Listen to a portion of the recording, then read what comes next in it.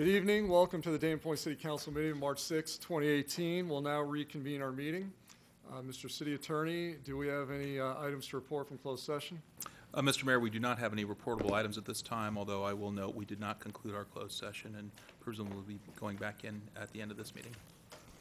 Thank you.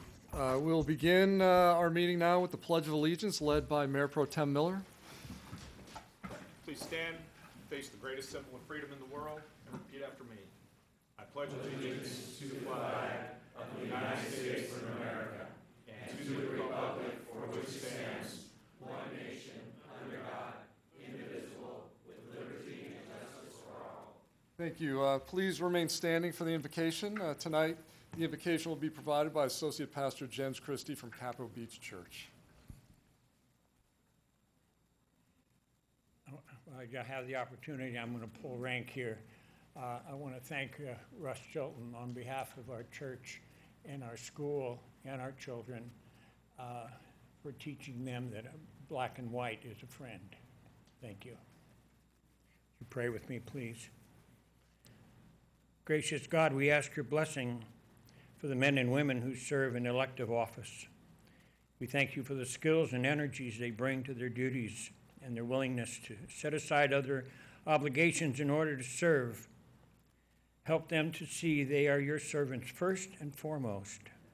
And please empower us as citizens to give them the respect due their office, whether or not we agree with their political positions. We thank you, too, for the families, colleagues, and staff who support them in their work in this complicated and uneasy time in our history. Give them wisdom to enact laws and regulations that foster environment where every citizen can flourish spiritually, socially, and physically. Help them to lead and govern with integrity, and may their integrity guide and keep them on track. Give us leaders who desire to follow your principles, direct their steps, for their decisions have a great impact on our lives. Be their defender and protector. Help them to have courage and faith in you, no matter what they are facing. And finally, surround them with good counsel, good support, and good friends. In his name we pray. Amen. Thank you. Please be seated. We now move to the presentations and proclamations portion of our agenda, and we have two presentations tonight. The first one will be made by the principal of R.H. Dana, Dr. Christina Portillo. She's here to talk to us tonight about R.H. Dana becoming a STEM academy, what we can do to help it. Please, Dr. Portillo. Good evening, Mayor and City Council members and city staff. It's a pleasure to be here. I am sharing about the changes that are going on at our school. We have recently become a science and technology academy. So we are focused on teaching the children the next generation science standards in a hands-on learning environment. We have two science labs. We have a primary, we have an upper grade science lab, we have a science aid, they're going in there and doing science.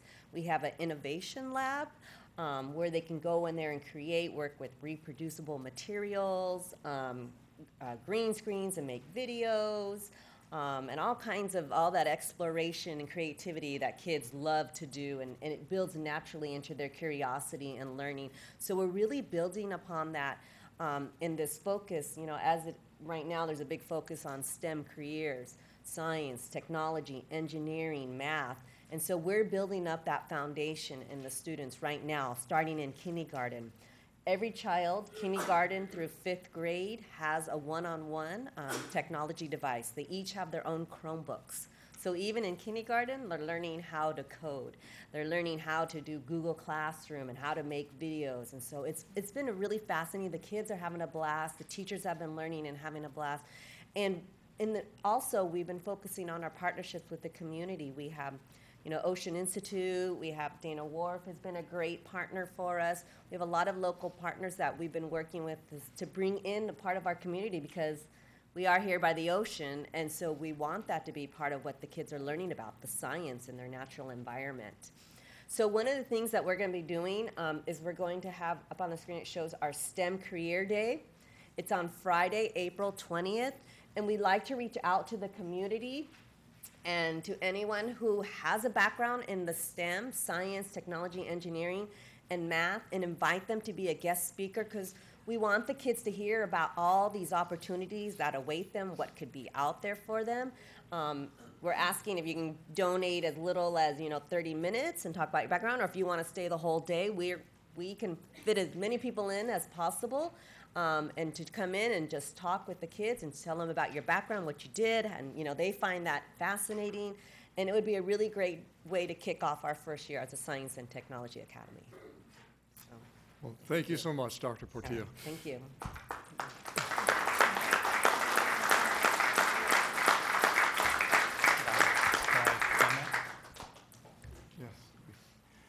Yes. Just one comment for Dr. Portillo and the guests here. So she's asked if any of the community organizations, others around, would allow her to talk to them, to get them involved, to support the school and understand better what they're doing, and invites them up. So if any of you are involved in HOA communities or other organizations within the city that would like to have her come and speak to you about their changes at RH Dana, or take have her, I'll speak on her behalf, give her a tour of the school. I think she would be willing to do that and appreciate it. Yeah, that would be great. Yeah. We are going to the Veterans meeting next Tuesday, and we are going to the Dana Point Civic Association coffee chat. But I know there are a lot more community organizations out there that have people, that may be willing to do this. So if you have any contacts, my information's there. I would be willing, it'd be great to have more speakers come in, as many as possible. So yes, thank you. Okay, thank you. We'll now move to the next presentation. There's going to be many of them. This is for our Chief of Police, Lieutenant Russ Chilton.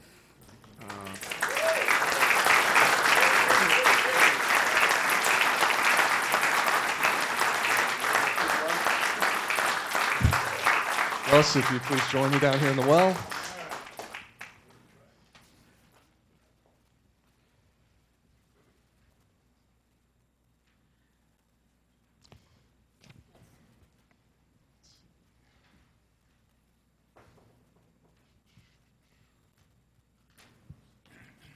Well, as I think you all know, Lieutenant Chilton is retiring after a very long and dedicated career to our community. So we're all here tonight. I thank you all for coming to help honor Lieutenant Chilton and wish him well in his retirement. We have many presentations, many dignitaries tonight, so I'm going to keep it a little bit shorter. But what I'm going to do is first, our first presentation is from Congressman Darrell Issa's office, and I will make the presentation on behalf of Congressman Issa's office. Congressman Issa has given you a Certificate of Special Congressional Recognition presented to Russ Chilton, Chief of Police, Dana Point Police Services, in honor of your many years of service protecting our community. Best wishes in your retirement and success in your future endeavors. Signed, Darrell Issa, Member of Congress. Congratulations.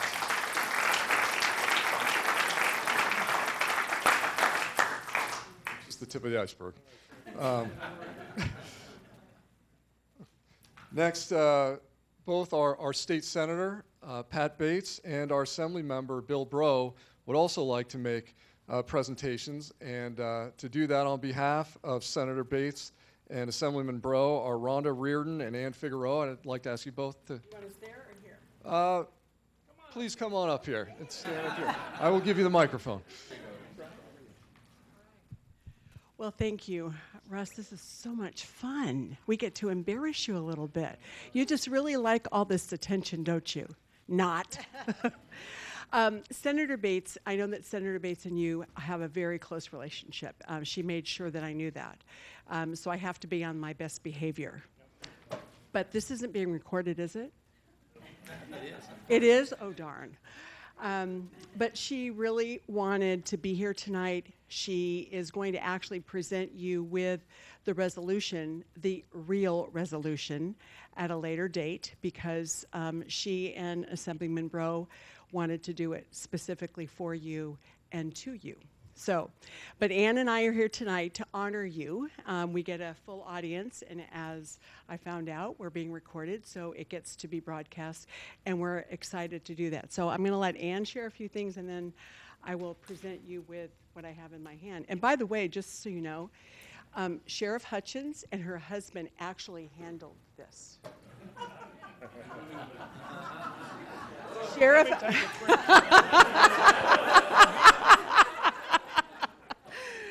Sheriff Hutchins and her husband offered to carry it upstairs for me. I thought that was so gracious. Thank you very much. But anyhow, we'll talk about that later. All right, Ann, please. Well, we wanted to share some of the wonderful information that's on this beautiful resolution to you. Lieutenant Chilton began his extensive law enforcement career as a deputy sheriff trainee in May 1985. After serving as a deputy one in the men's jail at Theo Lacey Jail, he was assigned to Dana Point Police Services in 1988. Lieutenant Chilton was promoted to sergeant in November 2008 and served as a sergeant in Dana Point from August 2012 to January 2014. He was promoted to lieutenant in February 2014. With his broad law enforcement background and knowledge of the city, he was chosen as the chief of police services in Dana Point in April 2014. Lieutenant Chilton is known for his approachable personality, is widely respected by his deputies who give him high scores as a competent, exceptional leader and one of the best lieutenants in the Orange County Sheriff's Department. While serving as our chief, he has engaged the public and broad community stakeholders together to resolve community problems and nuisances. Lieutenant Chilton has developed and empowered his personnel through his service philosophy to work together and find solutions on law enforcement issues.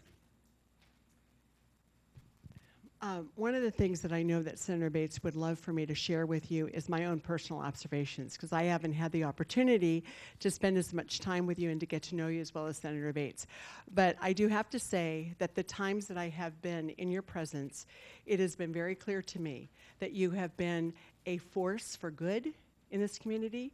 In every job that you have been in, where I have seen you in other places, you have been a force for right and wrong and being able to clarify that when necessary in a very diplomatic and, as Ann said, in a very affable and approachable manner. You are loved, as you can tell by the people that are here tonight. All of these people, I think, are for you. And I thought they were here for the district investor. well, that might be it too, but tonight. And I just wanted to take the opportunity to introduce your wife, Janice, and say hello, and Senator Bates wishes you well now that you get him a little bit longer every day, and your daughter, Cosette. But I want to say something specifically to Cosette. So Cosette, how old are you? 15. Okay, so in a few years, you're going to think that you know everything. You may think that already. But when you do, when you think that you know everything, would you please remember tonight, and would you please remember how your father is being honored tonight? This will go a long way because you know what? There's no one else in this entire world that loves you more than your mother and your father, okay? So just remember that.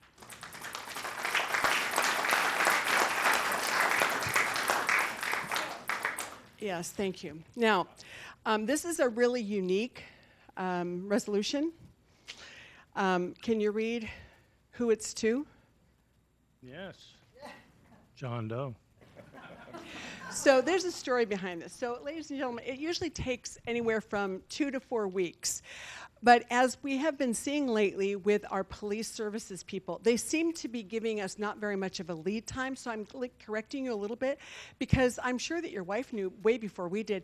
We didn't even have enough time to get a resolution together. Isn't that amazing? But we actually did get some good things together for you. So we're showing you this. Isn't it pretty? Well, the one that you are going to be getting from Senator Bates and Assemblyman Breaux is absolutely drop-dead gorgeous, just so you know, and it has real words on it that are all about you. And when your daughter decides that she knows more than you, you bring her right over and you show her this resolution, okay? There we go. So now, therefore, be it resolved, and this is what's going to be on there, on behalf of Senator Patricia Bates and Assemblyman William P. Breaux, that they formally honor and recognize you, Chief Russ Chilton, for your many years of dedicated service to the citizens and the city of Dana Point. Extend their best wishes for a happy and a very healthy retirement. And we are going to miss you very, very much. Thank you very much. You're welcome. Thank you.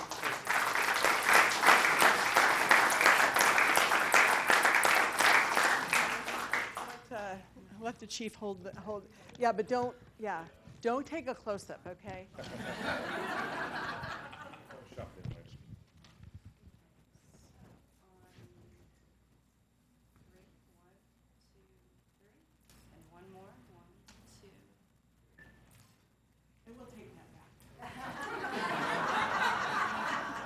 Well, thank you very much, ladies, and thank you to Senator Bates and Assemblymember Breaux as well. The next dignitary I'd like to invite up is Diane Harkey. Let me tell you a little bit about who she is if you don't know. She is the chairwoman, or perhaps former, just rotated out chairwoman of the State Board of Equalization. You might also know that she's the former mayor of Dana Point residents, and also a candidate for Congress to replace Darrell Issa. So we're honored to have her here. Thank you for coming, and I will turn the microphone over. Thank you. Well, I just found out about this yesterday, and so I don't have a proclamation, but I can tell some real true stories about Russ. And they are all good, believe me. I don't know how many of you, I've lived here since 1980, so there's a lot that goes on. There's a lot that goes on with the family. We had some sickness, some illness in our family. I never felt shy about calling Russ and asking him for some assistance. We had a mental illness case, and it was really pretty tough, you know, and I never felt bad about asking him. He always, you know, gave me sound advice, came out when I needed him to do so, helped me to get the treatment that we needed. The Dana Point Police Department did, the sheriffs. I mean, they were all just great, but they were under Russ's tutelage. Just many other things. When you're elected, things happen. You need a little guidance, you need a little assistance, sometimes you need a little cover. He was always there for me. And so it's just, there's a real personal side to this man. And he always looks so, you know, nonchalant, like nothing's going on. Well, you cannot be a chief of police and you cannot do police service work for years and not have seen some pretty grisly, ugly sides of humanity. But somehow he never wears them, never wears them. He's always just wonderful, calming, this calming effect.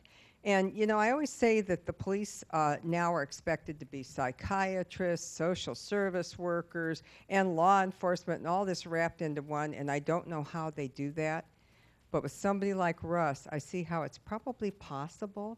I think it's very difficult, but he's got what it takes to do those sorts of things. And so I know we will be losing you from the city, but hopefully not for everything, and I hope that you will stay involved. You have rare qualities, Russ. They're just rare in a human being, and I thank you so much for what you helped me with, my family, all the things that went on. I really do appreciate it. Thank you so very much. Thank you. Thank you very much. Well, our next dignitary I'd like to invite up is the Orange County Sheriff, Sandra Hutchins. If you please come up.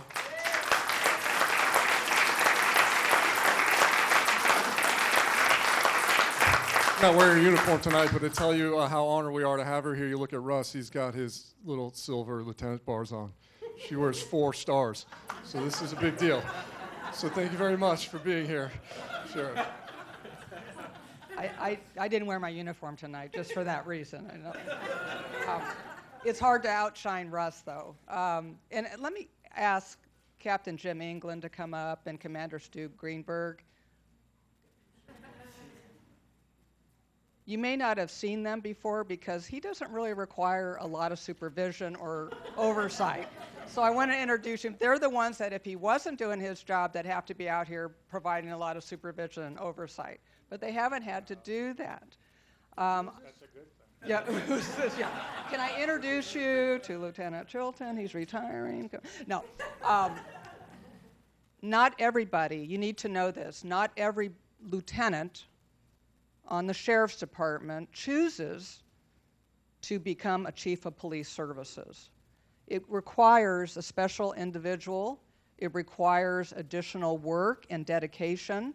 It is a challenging assignment, but you wouldn't know it looking at Russ, would you? Because he has been mentioned, always calm, cool, collected, nothing seems to rattle him. I've tried, doesn't work. I do get a little intimidated. Oh, that sounds, okay, finally. No. But I'm here not only as the sheriff, probably more importantly tonight, as a resident of Dana Point. And I have to tell you, I drive around town a lot. I see units everywhere. I see them, they're out there. That doesn't always happen in some of the cities. It's because of the leadership that this man has provided. And they're busy. I've called them a couple of times. I always have to say it's not an emergency because they'll rush to get there.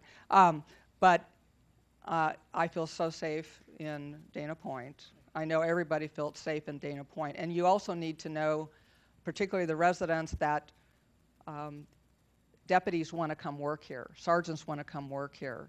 And lieutenants want to be chief of police service here because this city and the city council and all the city staff, you really make our folks feel at home, and you really value what they do, and we really appreciate that. I want to thank you for that. And it's kind of surreal to see you up here for the last time. So maybe you can have a seat next to Margie, and you'll have I don't know. No? We're not going to do that? Okay. Well, thank you for all the work that you've done. You've been a great addition to the department. I don't have a John Doe proclamation for you tonight, but You being here is all I oh, okay, all right. I'm not going for promotion. Well, I will see you at your retirement at Doheny. All right. So I will have a couple things for you there. But congratulations to you. Great job.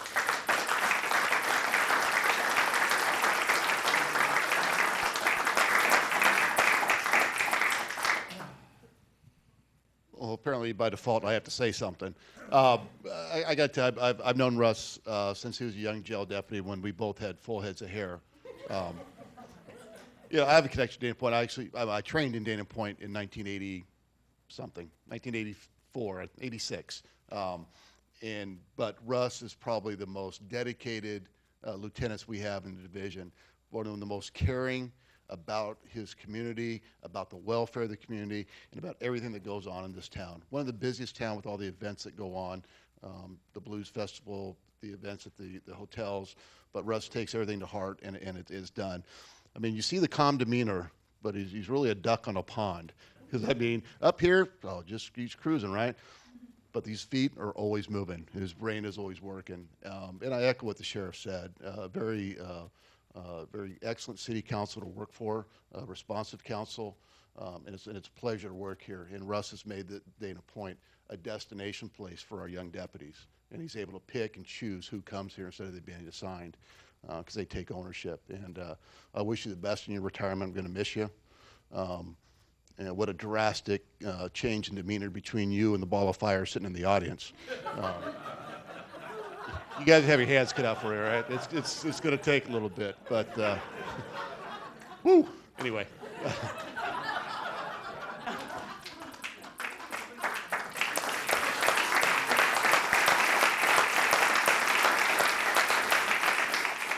I'll just be brief because I know you didn't want to sit here all night listening to us, although I do have a lot of stories. Russ and I worked together in Dana Point years ago, back probably just after Jim was here, probably early or late 80s, early 90s. Great area partner, great patrol deputy, great sergeant, and like Jim and the sheriff said and everybody else has said, one of our best chiefs of police. But I think his best quality is just the kind of person he is, not just the kind of cop he is, but he's a good person, like was said earlier. He doesn't get rattled, he doesn't get upset, he doesn't yell, at least not that we see, and he truly cares. He wants to do the right thing, and he's been doing that his whole career. So, like I said, I'll be brief. Congratulations. We are definitely going to miss you, and I think everybody here says the same thing. So congratulations.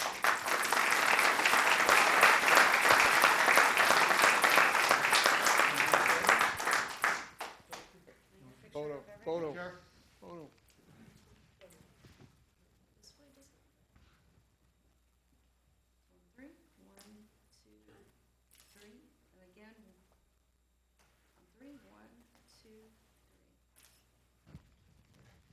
Thank you, Sheriff, and thank you, gentlemen. The parade doesn't stop there. We have a few more. It's a tough act to follow, but now I'd like to introduce, on behalf of the Dana Point Chamber of Commerce, the Dana Point Chamber of Commerce CEO is Bev Jorgensen. Would you please come up here?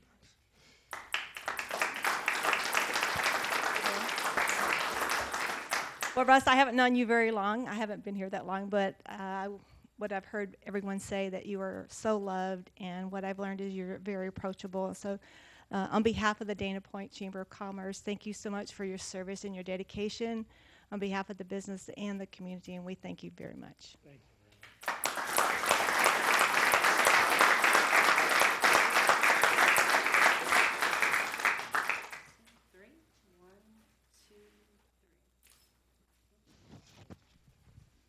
Thank you. The next dignitary I'd like to invite up is the commander of the local VFW post, Wayne Yost.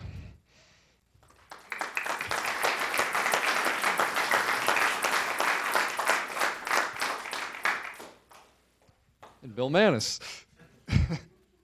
Which one of you would like to speak first? So what makes a community desirable? Property that holds their value. We can thank our code enforcement department for that. They make sure that the standards are high, our buildings are safe and don't fall down. Yet they try to be equitable so that people can make their improvements. Check. Clean parks and beaches that are well maintained. Check. Roads and public facilities that don't have a lot of potholes and are always operating? Check. Events that are put on that encourage not only our community, but tourists and people from surrounding communities to attend on a regular basis? Check. A city council who listens to its constituents, who adopts policies and regulations in conjunction with the desires of its population? Check. A city staff who implements those policies and makes sure that our city runs smooth? Check. However, none of that can really happen and make a community desirable unless it's a safe community. And we've been very blessed under Chief Chilton's leadership to have an exceptionally safe community. Not without its problems, and we're all well aware of those, many of which are beyond the control of the Sheriff's Department. And you've heard me enumerate on that many times as far as what the local citizens can do to try and resolve some of those issues, so I'm not going to go into that. Maggie, come on up here.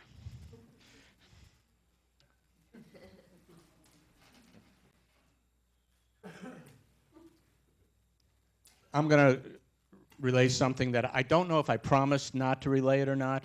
I don't think it was in a real confidence, but it doesn't matter because, you know, I'm going to say what I'm going to say anyways. About 6 or 7 weeks ago, Chief Chilton and I were sitting in his office, and we were just chit-chatting a little bit about nothing consequential, and he happened to mention that he was going to be retiring soon. And I said, well, you know, I'm really sorry to hear that. We really appreciate what you've done for our town. And I said, who's going to be your replacement? And he said, well, I don't know. It's not my decision. And I said, well, if it were your decision, who would you choose? And Lieutenant Sheehan was the only name that he came up with.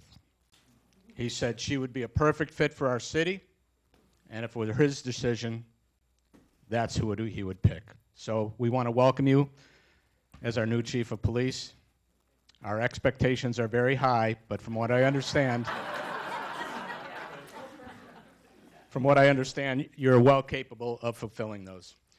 So, Chief, on behalf of the Veterans of Foreign Wars, and if I may, on behalf of all the citizens of Dana Point, we appreciate your 33 years of service with the Orange County Sheriff's Department, the last 4 years that you've been our chief of police. Job well done. Thank you.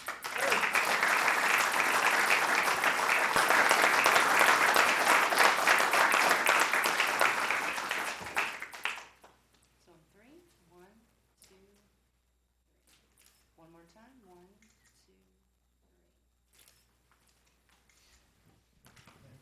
3. Thank you, gentlemen. Thank you, Lieutenant Sheehan. The next individual I'd like to invite up is one of our leading citizens, works in the harbor, coffee importers. Mr. Miller, you can start standing up now, referring to you. His name's Jim Miller from the Harbor Merchants.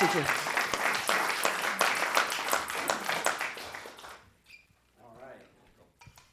I've been looking forward to this all night, Russ. I am telling you, this is great. I just, on the formal side, from the harbor, the merchants of the harbor, and our community, we want to thank you so much. I mean, you've been a dedicated person to our community, both privately, as a citizen, a councilman, a sheriff, and you just are involved in our community every way the step. And from the hearts of the merchants, we thank you very much, and you're going to be dearly missed. So, for that. But the other little thing, everybody probably knows this, but maybe some don't. You know, Russ and I were kind of competitors for many years.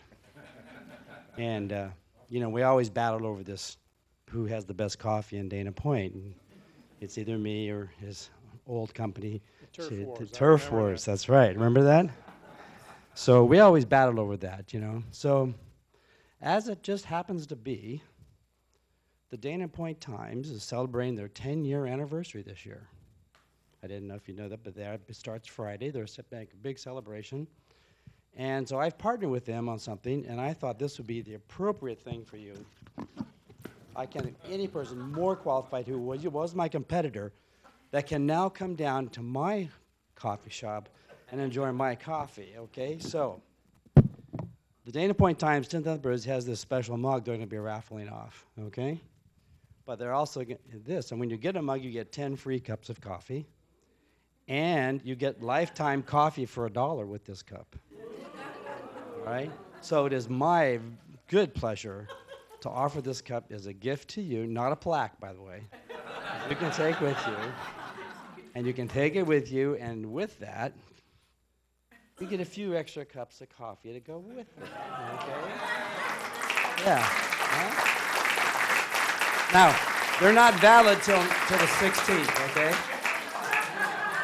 They're not valid till next Friday, okay? So, no, but, you know, Russ and I always just jab on this thing, and so he'd come talk to us on some of our coffee chats down at the Civic Association. I actually have it on record that he would say, I do have the best coffee in town. Anyways. So, Russ, no, thank you so much for all your dedication to our community, our harbor. I remember you going around on boats, you know, driving for boats with us and stuff. And so you've always been a fixture in our community. As far as I've been here since '79, and you've been a fixture here along with me. So I really am going to miss you. But I hope by having this mug, and that you and Janice, your daughter, now come to the harbor more often. I'll see you down there. Okay? All right. All right. Thank you so much, Russ.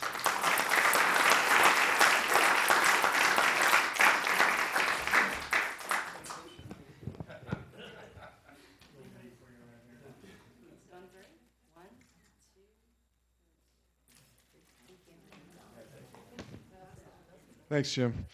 At this point, I know there are some of you here that would like to say some things about Lieutenant Chilton. I think you've put in public speaker comment slips. So what I'm going to do is take the opportunity now to call these public comments while we're doing this.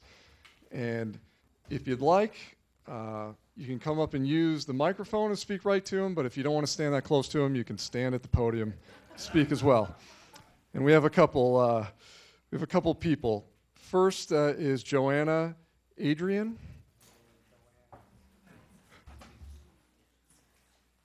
Well, I better stand at the podium and be a lady first. All right.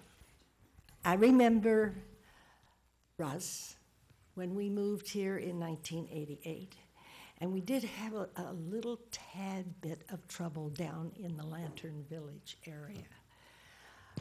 Drugs and other mischief. And he was right there. And I thought, wow, you know what? We've got a police department here that is obviously aware of this, but I'm not so sure that they're aware to the point that they are going to do something. And there was this young, what were you, a sergeant? Deputy. A deputy, you were a deputy, that's right, not even a sergeant. But he would kind of,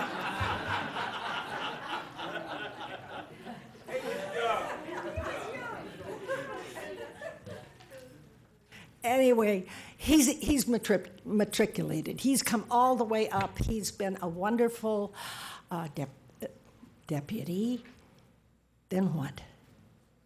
Sergeant, then lieutenant, and then chief of police services. And he's done a magnificent job.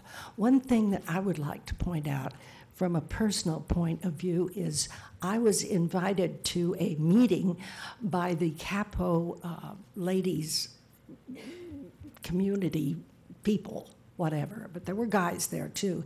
And they were upset about the safe houses and the amount of petty crime that was going on up there. And they all attacked our police, him. Why are you allowing this to happen? You can't do this. And they went on and on. And he sat there looking exactly like he does right now.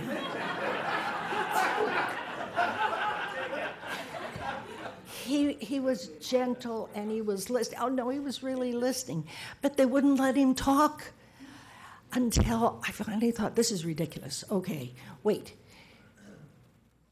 The police, the Orange County sheriffs, they are under the auspices of the law. They are known as law officers, officers of the law, and they have to abide by what those laws are. So how do we get people to begin to understand? Don't attack the police. They are our friends. They're fabulous. Look at him. And these officers, all of them, this beautiful lady back here, and our sheriff. They're our friends. Don't attack them. Go to your legislators. Go to you guys.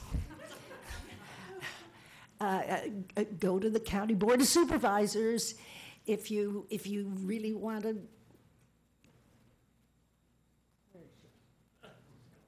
Oh, she's gone. All right. You want to make an impact, go on up to the state. Have fun up there, all right? So there are things that our police must do. They must abide by the law. If you want to change it, you want it better, you must become involved. Know the law, know the vote, and don't attack our police because they're fabulous. And we got one right here. Thank you.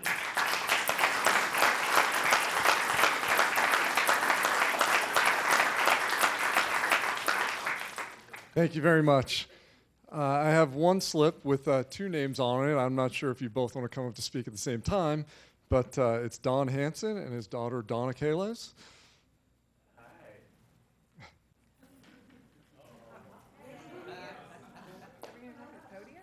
I'm going to start here because I'll go over there later. But when I first met Russ, I've been on the harbor since it opened. I was the first business in the harbor.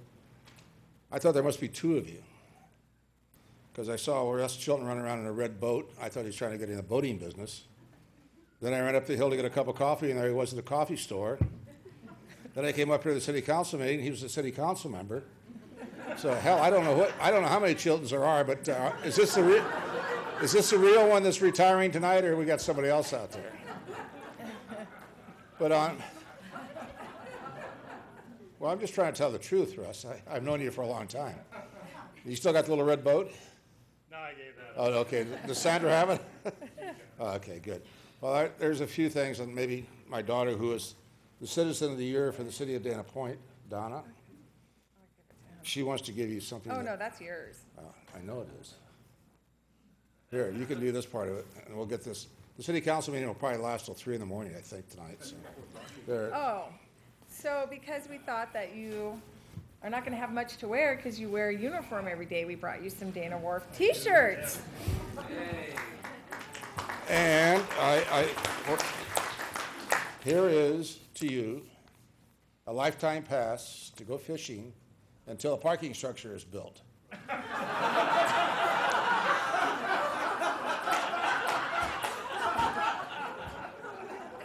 Well, I want to be funny because this is a lifetime because I've waited 40 years now for it, so 40 more years, it will be a lifetime. But here's a pass to go whale watching, fishing, or whatever you want.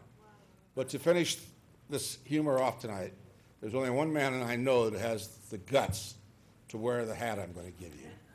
So congratulations and happy retirement. That's really good.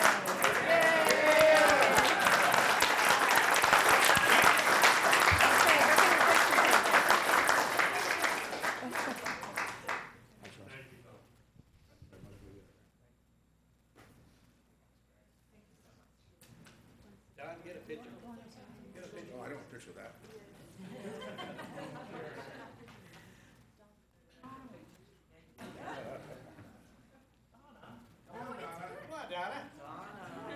Only if you put on the hat. That's the beauty of this thing.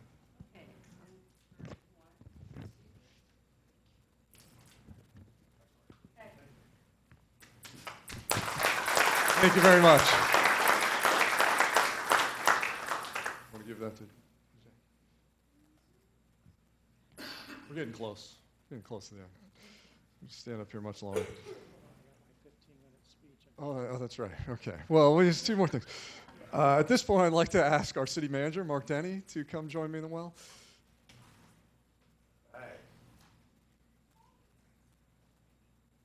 Thank you, sir. Russ, I'm going to invite up all of our department heads because one of the points I wanted to make tonight was Dana Point Police Services is Dana Point's police department.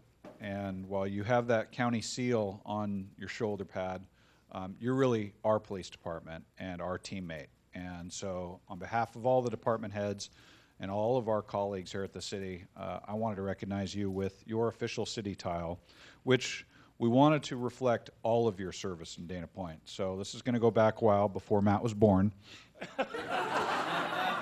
So Orange County Sheriff's Department, Dana Point Harbor Deputy 2, November 2001, April 2007. Dana Point Police Services Sergeant, August 2012 to January 2014. Dana Point Police Services Police Chief, April 2014 to March of 2018. Russ, you've been a great friend, a great teammate, a great partner, not only to all these department heads, but all the staff in the city, all the residents in the city, the business owners in the city, the visitors to the city. They're included too. So we really appreciate everything you've done for this city, and we hope you stick around. I'm not going anywhere.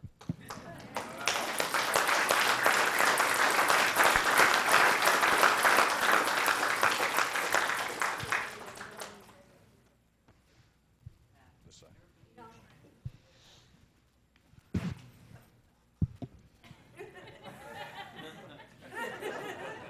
So 3, 1, 2, 3. And one more time. 1, 2,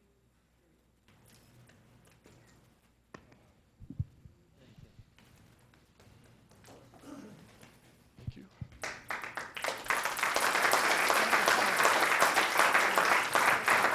I don't think he wants to separate that one.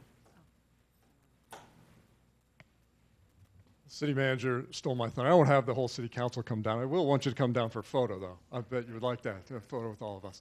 So at this point, I'm going to make a presentation on behalf of the city.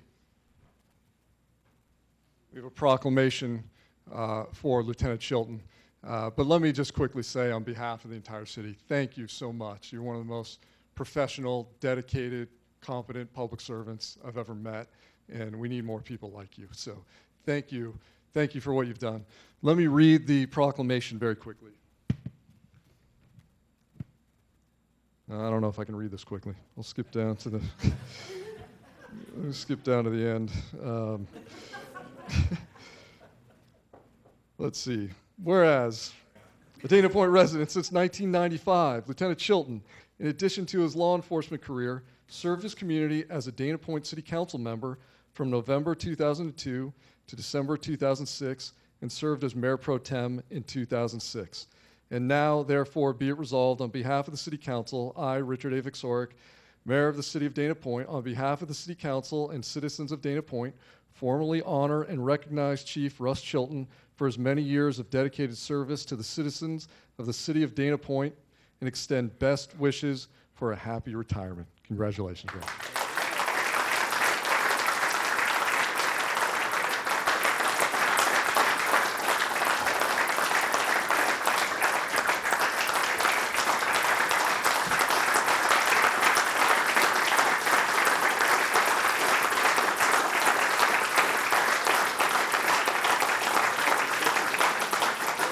Invite the city council to come down for a photo, if you would, so Russ can hang that on his wall, perpetuity.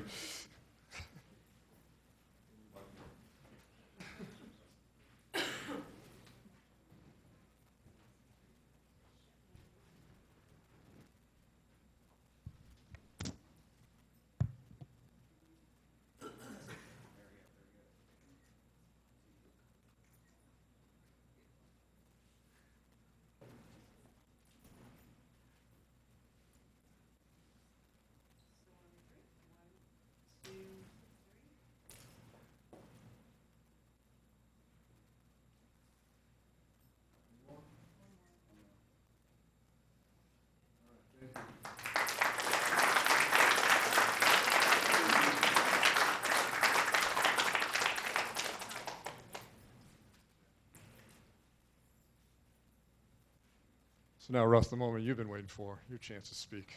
Turn it over. Where do I start? What a journey. It just seems like yesterday I came down to work as a young patrol deputy and then unincorporated Dana Point, and to be a part of a city and watch it grow over the years and meet many different challenges and be a part of the solutions and work together. It's just, I feel so blessed. I've met some wonderful people, and Joanna, one of the founders, members of the Lantern Village. I remember that little drug house there, talking to you. To our pioneers, Don Hanson, Jim Miller. I mean, I can go on and on. Just all the wonderful people in this community that make it so special. So special that I made it my home, and will continue to make it my home.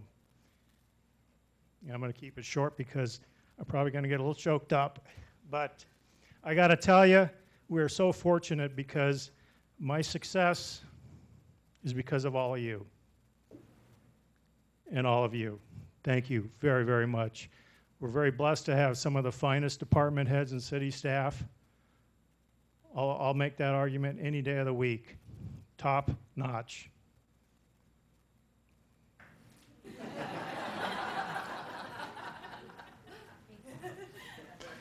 But you know, the outpouring of support over the years is just incredible. When it came time, when I made the decision to retire, it was important for me to work with the city and the council to find a good replacement.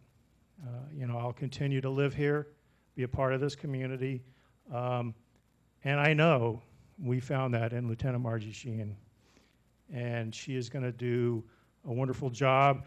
You know, when someone leaves, you don't always get to finish everything you want to finish. And I know Margie's going to carry on some of my unfinished work. But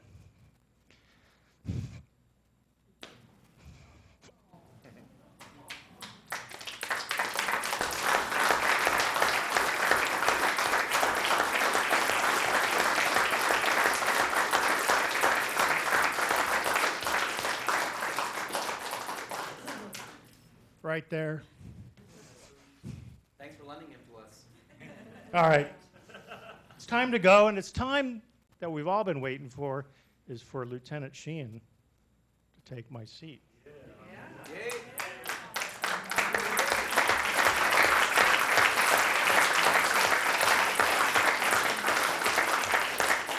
No.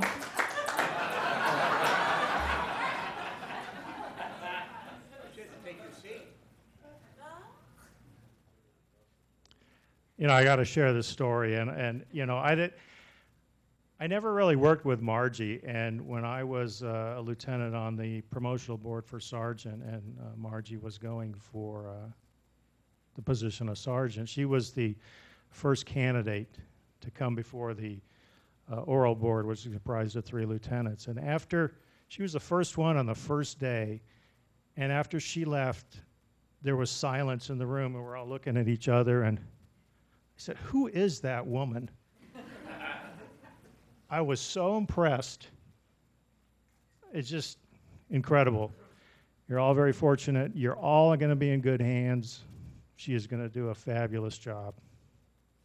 So I'm going to hand it over to Margie, say a few quick words.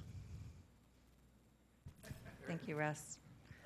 There is no filling your boots, so I brought my own.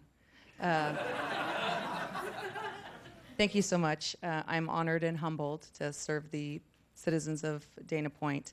I want to take a moment to thank the council and the Honorable Mr. Denny for the opportunity, and of course, everyone with the Sheriff's Department, especially the Honorable Sheriff. I cannot wait to start working, and the one thing I've learned about Russ is he's a man of few words, and I probably use too many, so I'm going to shut up and get to work. Thank you.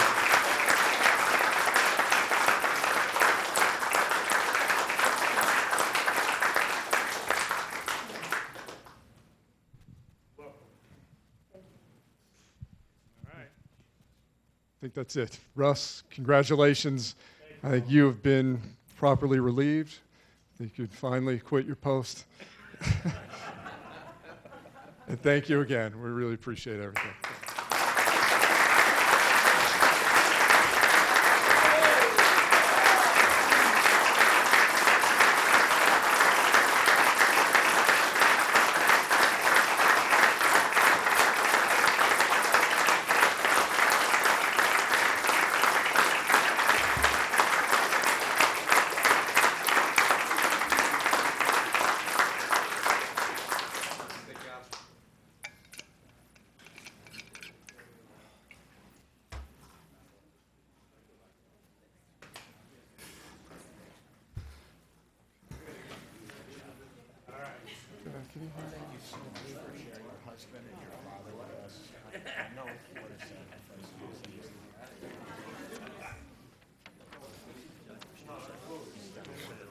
It's only 7 o'clock, right? We haven't even started. Thank you to everyone who came tonight. Thank you very much. To honor Russ, that was fantastic. I'll just wait a second for the room to clear.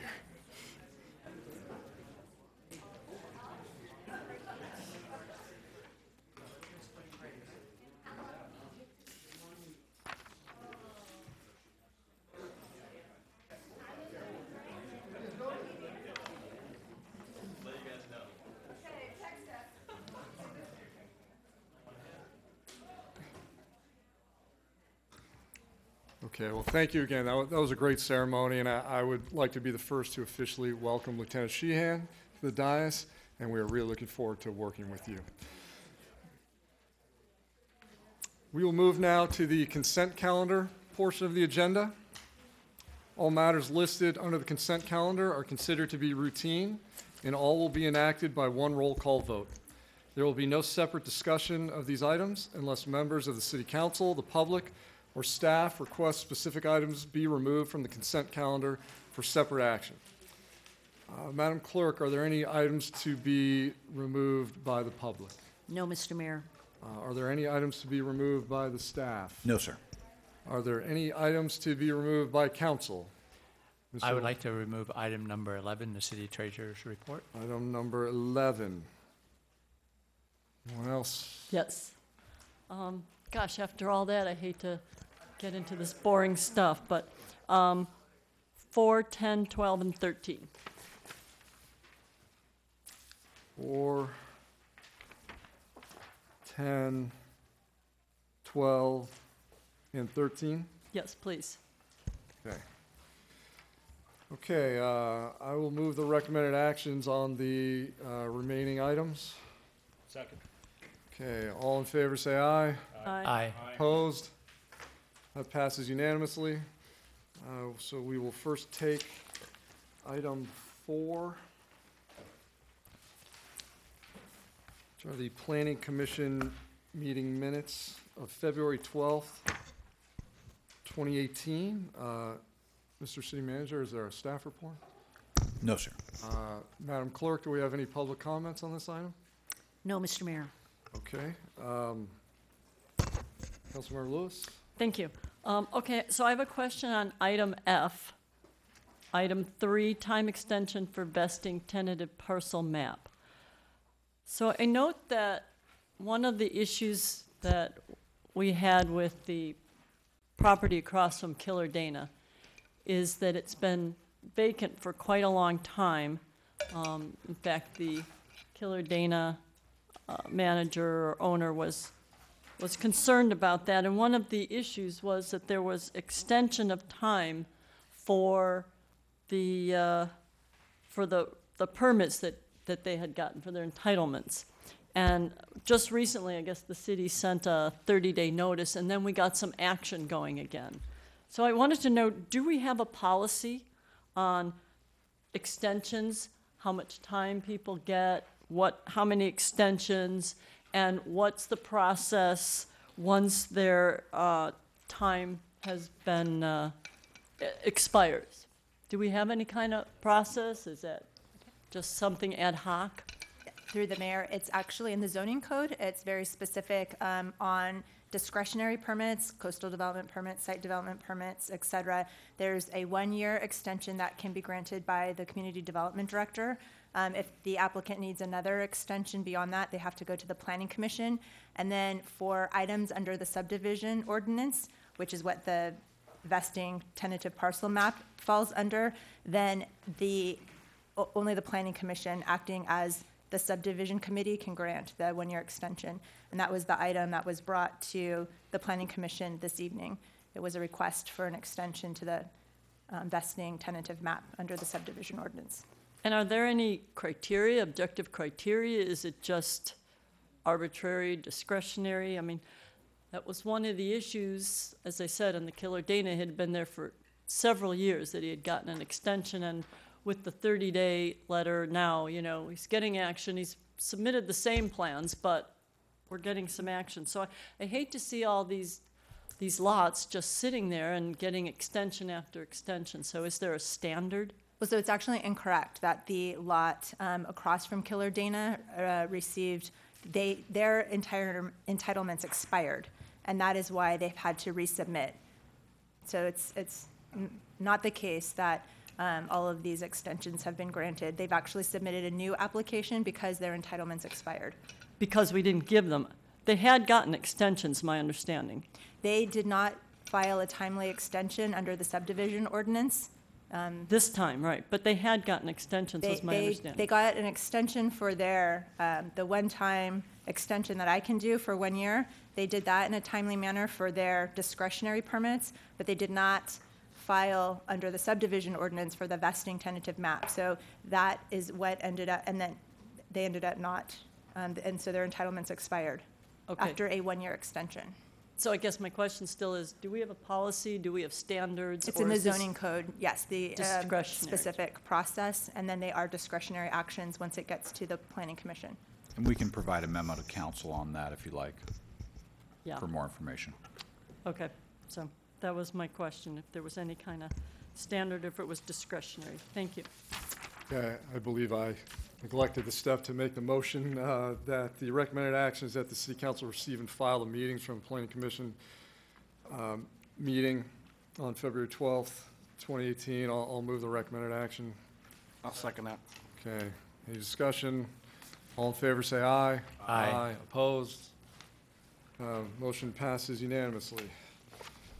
Moving on to item 10 is claims and demands. The recommended actions that the city council receive and file the claims and demands. I'll move the recommended action.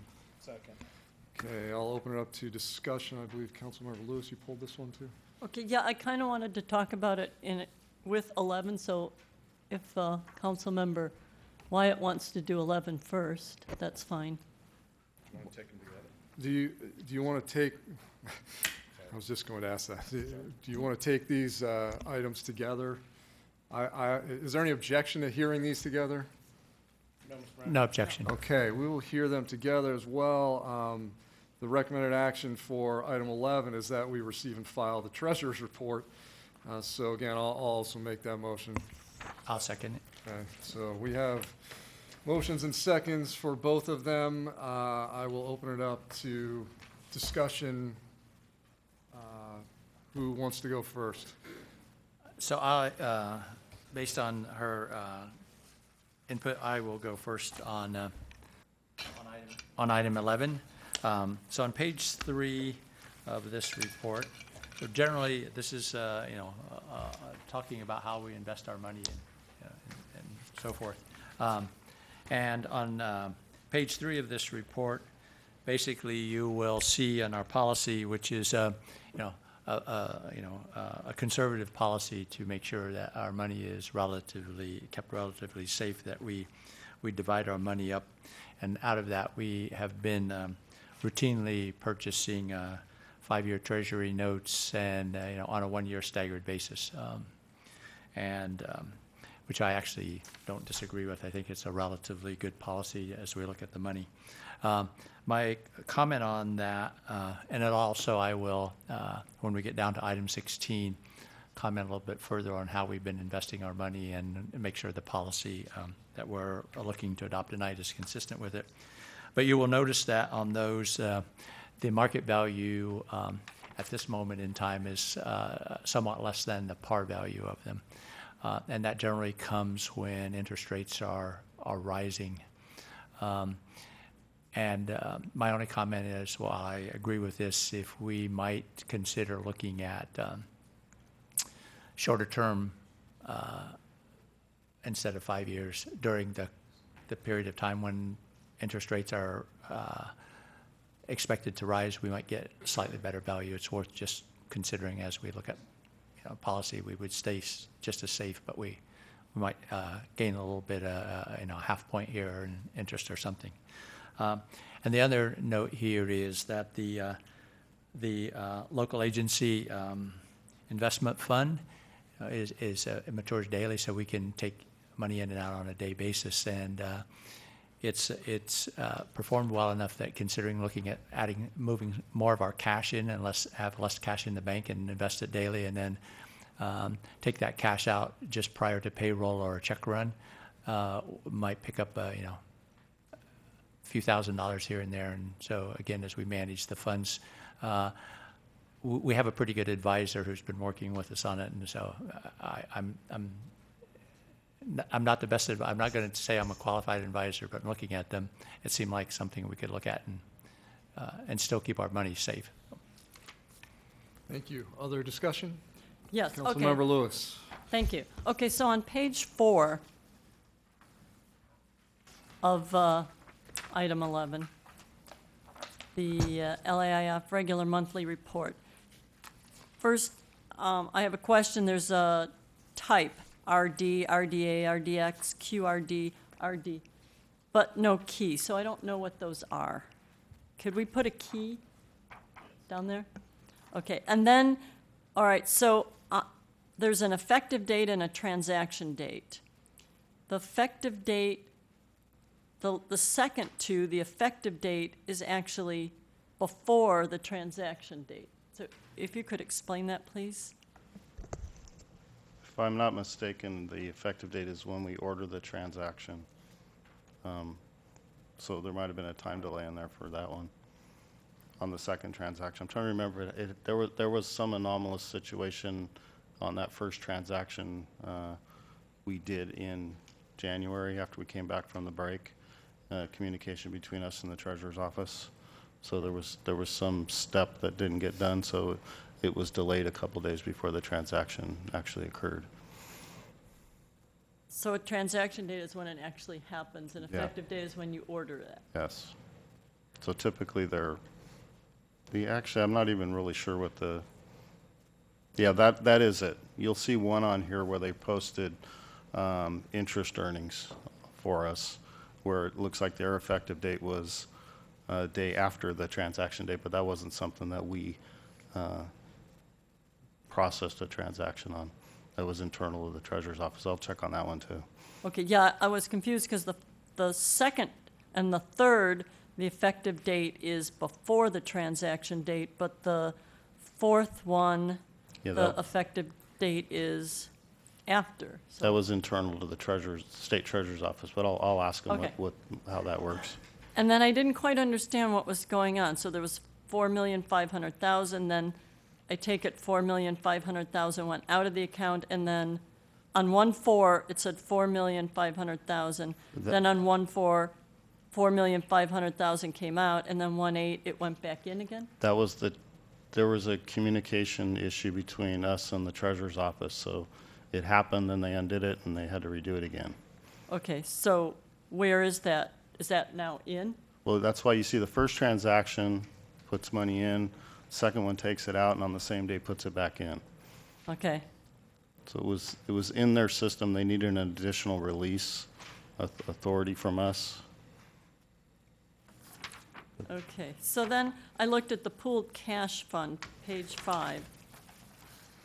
And the general fund, I see the note down there. It's restricted except for art in the public places. It also has council designated emergency cash flow and capital project sinking fund reserves.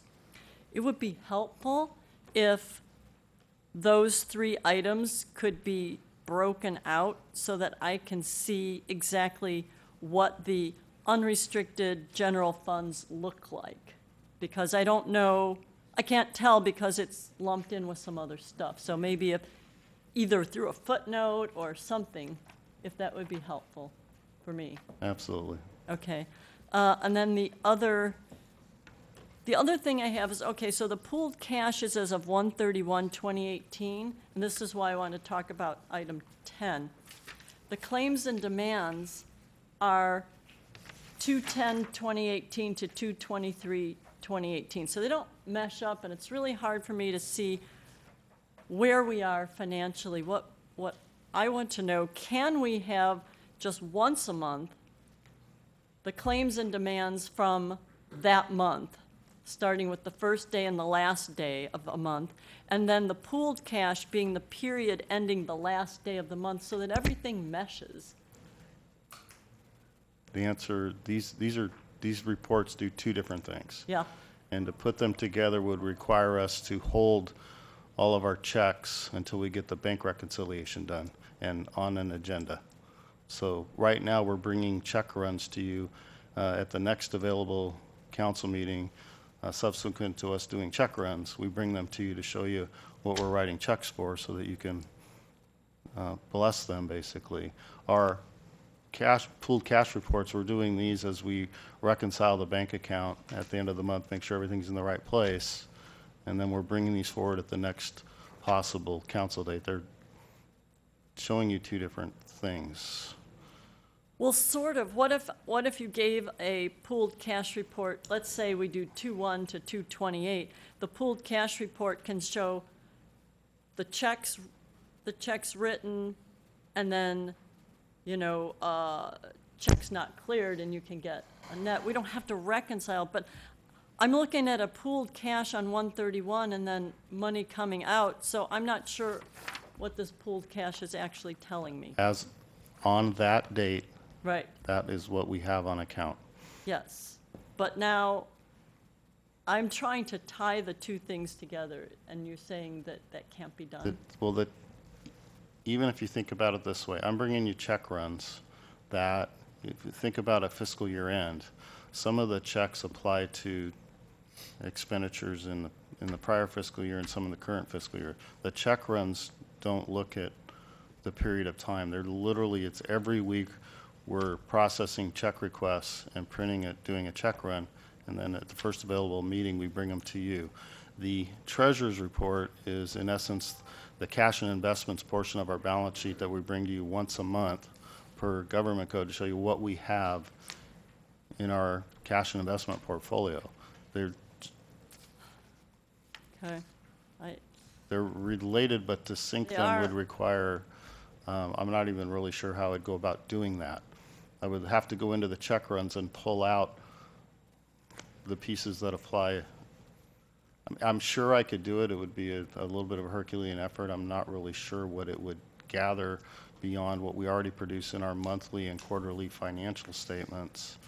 And this is on top of that requirements to meet the government code for you to approve our check runs and also for us to produce a monthly treasurer's report. Okay, well then let's start with the pooled cash with the subtotals of the general account, and we'll go from there. I did have, let's see, on item 10.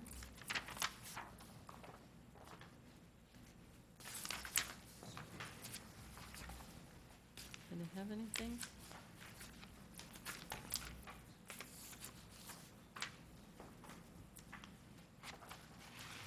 Oh, the code group, is that the group that does the short-term rental? No, they, No, so I see that there's the code group on page 7. You Of also get a list in your agenda every week of all of the vendors and the services that they provide. Was that not in your book this week? I'm sure it was. Okay. And I looked them up to see who they were. But frankly, I've forgotten because the list is like 10 pages. So it says operating supplies. So I was wondering, is that a monthly? 10,000, 11,000, 7,000, all within this 2-week period. Is this unusual? for the code group, Yeah. they're different. We've got plan checks going on that we farm out to them. Okay. So plans come in, and there's some work that we actually farm out to the consultant, that is the code group, to do our plan checks. We've also got, at times, counter support. We don't currently have a counter support temp in from this agency. And then we've also got code enforcement services that are more on a monthly basis. But the plan checks themselves, they come in as they come in. Okay. Are those amounts pretty typical then for a 2-week period, or is this unusual? When it comes to the code enforcement, that's very predictable because we've got one body here right now as we're down a position. On the plan checks, they come in when they come in. Okay, thanks. All right. That's all I have. Is there any other discussion on this item? Yeah. Were we talking about Code 5 group? Is that what we were talking about? What, I'm sorry? Yes. We were talking about You were talking about Code 5 group? Code 5? That was what you had the question about? This was the code group. The code group, okay. Oh, yeah. Okay. The Code 5 group? Oh, I just wanted a clarification on that. Then I have another question for Mr. Killaroo. Now, on our investments on the Treasury notes, they're 5-year notes, correct? When we purchase them, they're a 5-year note, but in our portfolio, we have a 1-year, 2-year, 3-year. They're staggered, correct? And does that tend to reduce interest rate volatility if you're doing it that way as opposed to doing all 5 at one time? Exposure to interest rate volatility? I guess that all depends on what happens with interest rates, but it was actually a Financial Review Committee member from the past that was an investment banker that got us out of the 2-year. They used to be all 5 2-year notes that were staggered to mature 4 months apart. And again, the aggregate amount of those 5 T notes is about half of our portfolio. And his suggestion was to smooth it out, if you will. Dollar cost averaging, I think is what he referred to, and to actually stagger them so that one matures each year and that we take advantage of the higher yields we'd get on the 5-year when we buy it. Thank you. That satisfies my curiosity. Thank you. Okay, anyone else? No. Mr. City Attorney, do I need two different votes on this, or since we're taking them together and we have two motions, can we just do one vote? A single motion to approve both is fine. Do I need to make another motion to approve both? No, you can just Good. make a motion to approve both. Okay, I move that we approve both items. Second. Okay, very well. Is there any further discussion? All in favor, say aye. Aye. Opposed? Passes 5-0. We're on to item 12, which is the award of the contract for citywide custodial services. Do we have a staff report, Mr. City Attorney? I mean, Mr. City Manager? No, sir. Do we have any public comment on this item? No, Mr. Mayor. Okay, very well. The recommended action is that we award the contract to System 4 Southern California and authorize the city manager to execute the contract, including the option of 4 one-year extensions. Do I hear a motion? So moved. Okay. Second. Second. We have a motion and a second. Discussion. Okay, so page 5, item, paragraph. Okay. Councilmember Lewis. Thank you. Sorry.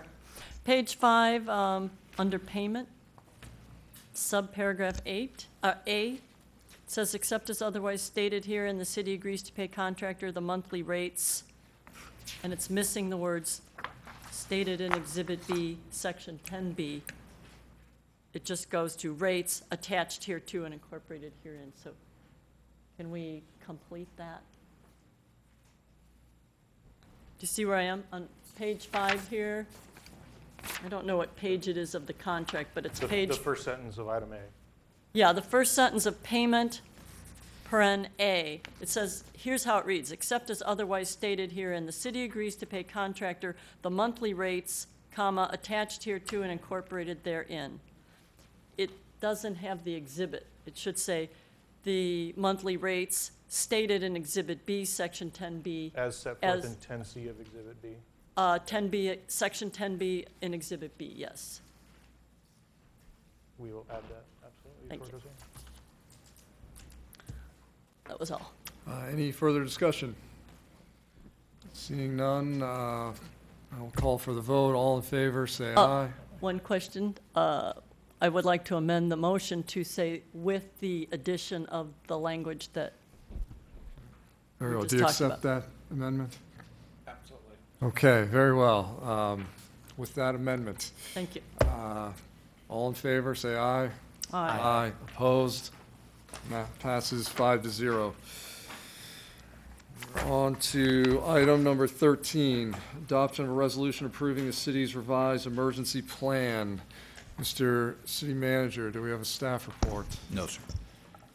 Madam Clerk, do we have any public comments? No, Mr. Mayor.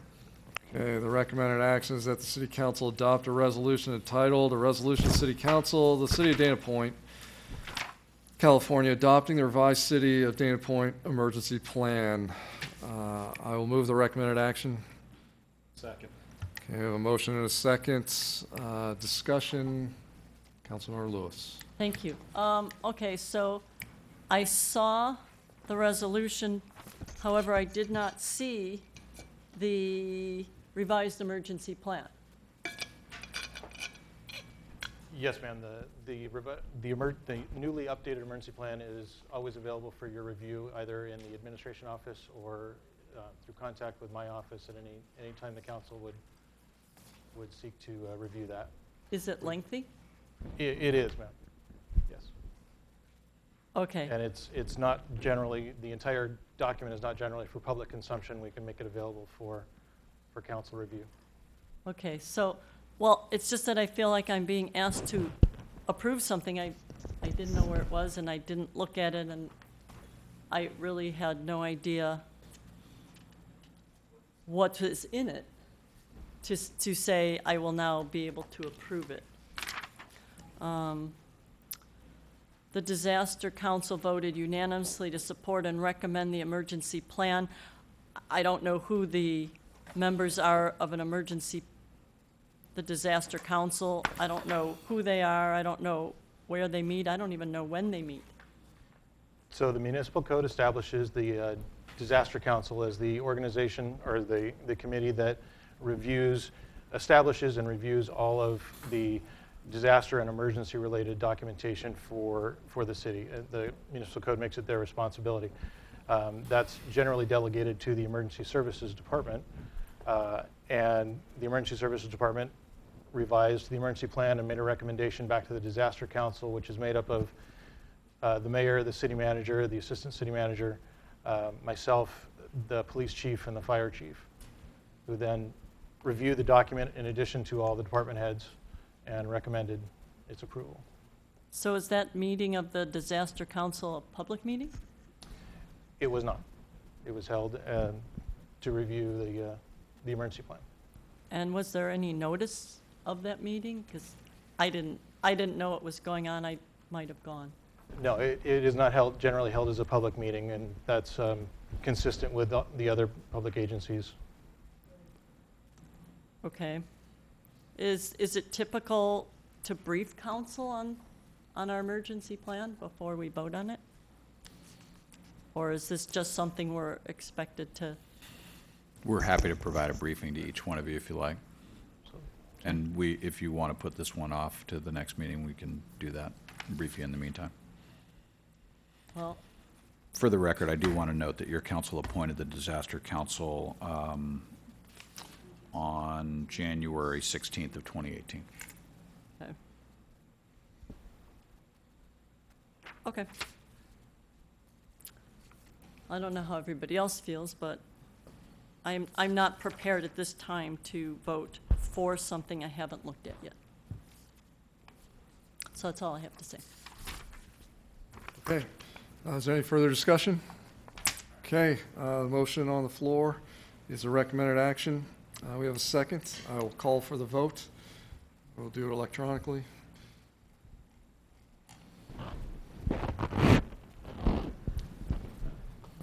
All right. Mine was supposed to be a no, but it came out as a yes. Do we need to redo the vote? Sure.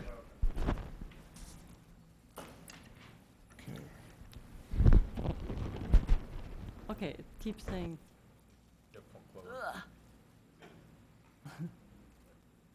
Should we do a roll call? That would be great. Okay. Madam Clerk, would you call the roll, please? Councilmember Lewis? No. Councilmember Tomlinson? Yes. Councilmember Wyatt? Yes. Mayor Pro Tem Miller? Yes. Mayor Vic Sorick? Aye. That motion passes 4-1. Okay. Moving on. At this time, the city clerk will read the titles of the ordinance listed on the agenda. Do we have any tonight, Madam Clerk? We do not have any Do titles. not. Thank Very you. well. Moving on to the public comments portion of the agenda. There will be a 3-minute time limit per person and an overall time limit of 30 minutes for this public comments portion of the agenda. At the mayor's discretion, the balance of public comments will be heard after the new business portion of the agenda. All comments are to be directed to the city council and shall not consist of any personal attacks. Members of the public are expected to maintain a professional, courteous decorum during their comments. State law prohibits the city council from taking action on a specific item unless it appears on the posted agenda. The city clerk will distribute any handouts you may have. Please state your name and city of residence for the record. We have 2 public comments tonight. The first is Amy Hanachek, and followed by Mark Zanitas.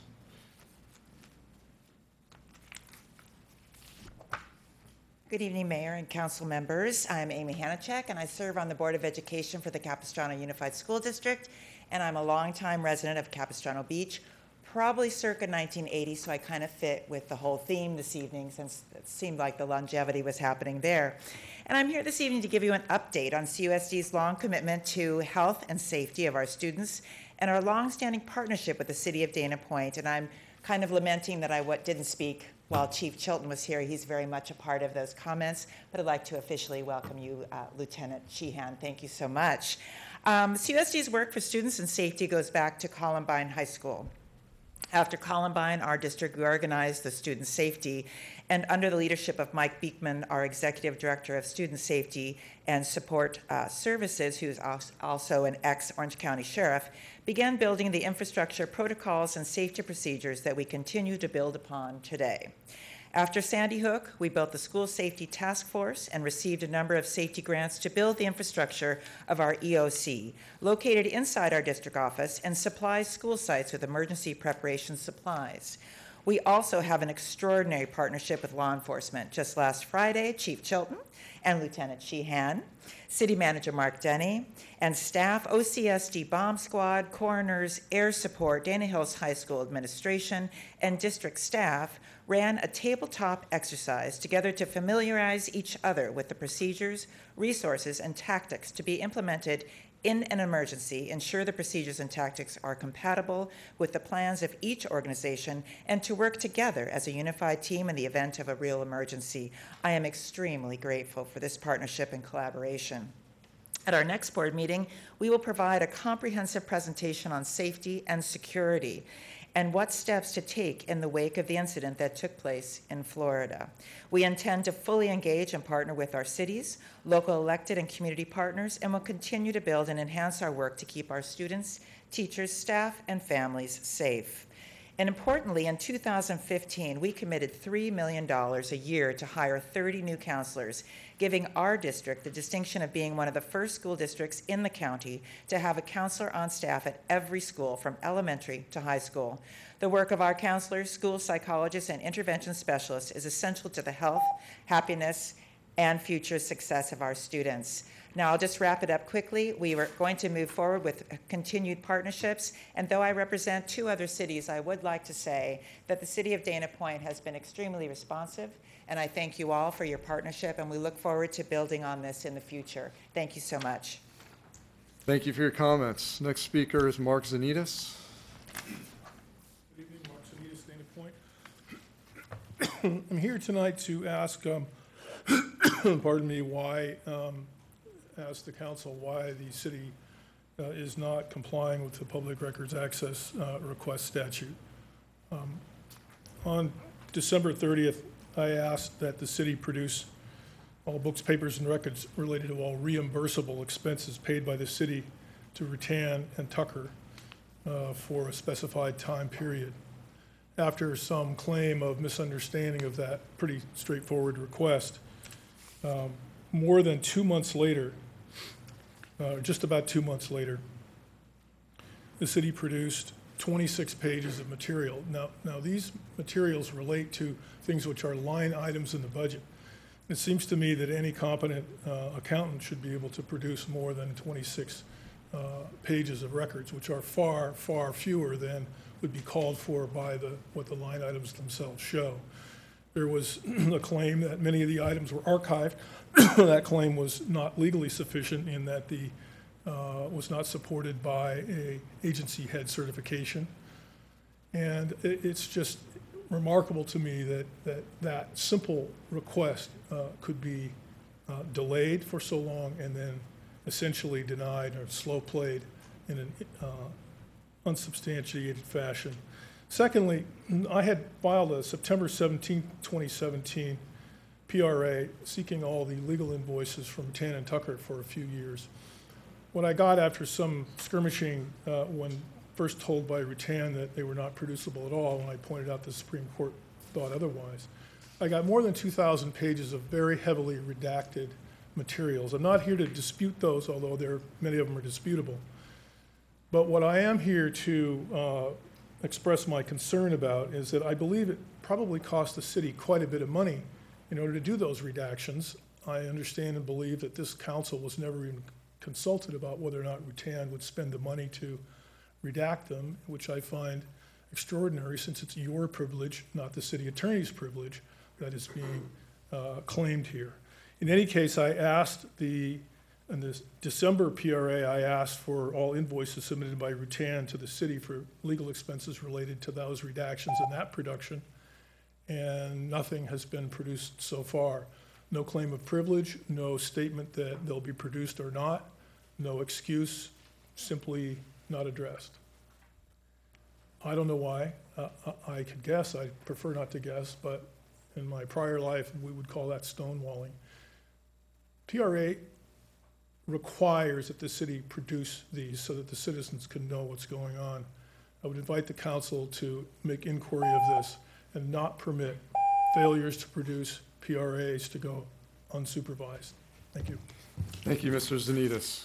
Madam Clerk, are there any more public comments? No, Mr. Mayor. With that, I will close public. I have a public, but it's on item 14, so is Oh, that? when we call item 14, please, ma'am, you can talk during public comment then. Okay, thank you. With that, I'll close public comments and move on to the public hearings. Next is item 14, which is a public hearing to take input regarding potential transition to by-district elections for city council members. Mr. City Manager, do we have a staff report? I'm just going to look to the city attorney to open this up, and then we have a presentation from the city's demographer. Good evening, Mr. Mayor, members of the council. This is our first public hearing in response to the demand that the city change to a district voting system. The letter requesting that demand is included in your staff reports. You'll recall at your last council meeting, the council adopted a resolution of intention to move forward through this process. Doug Johnson from NDC Demographics is here this evening, and he'll be making a presentation related to the issue. The point of tonight's hearing is to take input from the public so that the council and Mr. Johnson are in a position when we get to the third, fourth, and fifth public hearings to consider maps that would be related to district voting. With that in mind, I'll turn it over to Mr. Johnson. Thank you, and it is a pleasure to be here with you this evening. I'm joined by Robert McIntyre, also from National Demographics. Given the speed and the number of meetings involved in this, from meeting to meeting, you may see me or him at a given meeting. So we wanted to both be here for the kickoff and the initial discussion. So I will jump into this.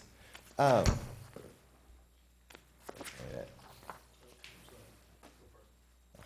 we go. Just briefly, many of you are probably familiar with the California Voting Rights Act. It's obviously been discussed a lot throughout the state at this point.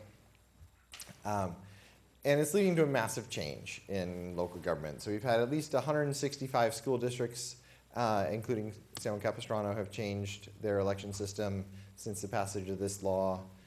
28 community college districts have changed. We've had over 80 cities change their election system. And just for reference, before this law took effect, there were only 28 cities that had district elections. So we've gone from 28 to over 110 now.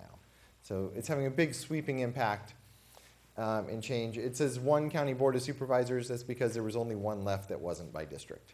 So San Mateo was the last one, and they were sued and forced to change. And the driving factor in this is not that 200 jurisdictions are violating anyone's voting rights or violating anyone's civil rights. It's that out of the Palmdale lawsuit, the cases are so expensive to defend that essentially we have people sending letters, they hit the whole region all at once, and everyone tends to change because no one has the kind of money that it would take even to successfully defend a case. And you can see the settlements that have come. The Palmdale case, $4.7 million paid to the plaintiffs and about $2 million to their own lawyers. They're the only ones that have actually fought the case, and they lost. Modesto fought over the constitutionality of the law way back in 2006, and they lost on that. And they paid the plaintiffs $3 million and almost $2 million to their own legal team. And you can see the other figures. Highland didn't fight over liability. They only fought over the remedy. They wanted to go to an alternative voting system called cumulative voting, and the plaintiffs wanted districts. Lost. So you can see the dollar figures are really what's driving these cases. And the process that we have to go through is fairly strictly laid out by state law. And there's a lot involved, and we only have 90 days. So it's a lot happening very quickly. So as City Attorney just mentioned, the first stage is tonight's hearing and one more hearing before we put out draft maps. So the goal of these hearings is to get public input on what are the communities, and I'll talk a little bit about that, and what are the neighborhoods that we should use as building blocks to draw the draft maps. Then the draft maps have to be posted, and they have to be posted 7 days before the council considers them. So we have to post those maps by, oh, I'm sorry, it's a typo. It says May, it should say March 27th. And then the council would hold a hearing on those maps April 3rd and a second hearing April 17th before a fifth hearing with introduction of the ordinance on May 1st and adoption, if all goes according to plan, May 15th. And this is really tight because thankfully we're in Orange County and the registrar here is phenomenal. So they're actually fairly flexible. A lot of counties, the deadline for the registrar to get the maps is early May. So thankfully the county here gives us a little more time so we can get all these meetings in. And then the districts will come into play as the current terms expire. So there are 3 seats up in 2018. And so 3 districts will hold elections, 2 seats up in 2020. So the final 2 districts will hold an election in 2020. And then one of the oddities of doing it this late in the decade is that the 2020 census data comes out in 2021. And the council will come back and revisit the lines in light of the new census data. Now, it's typically a much smaller revision, just kind of adjusting to reflect the new census data and balanced populations. But the key thing is each of these districts that are drawn through this process will hold 1 election, either in 2018 or in 2020, and then be redrawn. So it's a fast process, a lot going on, and hopefully the public will get engaged and participate to the degree they can in this time frame. So how do we draw the lines? This is the question comes up. There are really 2 sets of guidelines. One is requirements. We have the federal laws. And one of the interesting twists of the California Voting Rights Act is that it says it determines whether or not you have districts, but it doesn't really say anything about how those districts are drawn. All it determines is whether or not you have districts. So federal law governs the requirements for districts. So we have to have essentially an equal number of people in each district, and that is using the total population counts from the 2010 census. So everyone knows their old data, everyone knows they're off at this point, but that's the safe harbor, the term you hear all through this process. The courts have said as long as you're using the 2010 census data, you're fine. Then we want to follow the Federal Voting Rights Act. I'll talk a little bit more about that in a minute when I show the map. And no racial gerrymandering. So we can't divide what the law calls a protected class, meaning essentially Latino, a neighborhood that's heavily Latino, African American, Native American, or Asian American. But we also can't essentially draw by colors. You'll see I can put a map showing the percentage of each city block of each of those ethnic groups, and you still have to draw based on neighborhoods. We can't draw by the colors that you'll see on the map. So those are the requirements. It's our job as demographers and working with your city attorney to make sure that the maps that come to you for consideration all comply with those requirements, or we'll flag them. Where the decisions come down is in what are called traditional redistricting criteria. And this is what you hear a lot about. If you followed the state redistricting process in 2011, they said community of interest so often, they just started referring to it as COI. You know, the COI here and the COI there. But that's the big one that gets discussed the most, and that's really neighborhoods. And then we're looking at, we want the districts to be compact to the degree possible, contiguous, and to follow clear, visible boundaries so that they're easy for the voters to understand and know. When they want to go out and knock on doors for a candidate, we want it to be easy for them to figure out which doors to knock on. The catch, of course, is that those are secondary to the requirements, and the equal population requirement is very harsh and very tough to meet. So the criteria, we do the best we can, but they're goals, they're not requirements. And we use a lot of data, and I'm not going to go through all this data, don't worry. But we have the total population number at the top left. You can see the 33,351 from the 2010 census. We're looking at dividing that 5 ways and trying to get as close to 7,004 per district as we can. Then the other data, we have eligible voter data. You can see in the about a third of the way down on the left-hand side, citizen voting age population is what we use for eligible voters.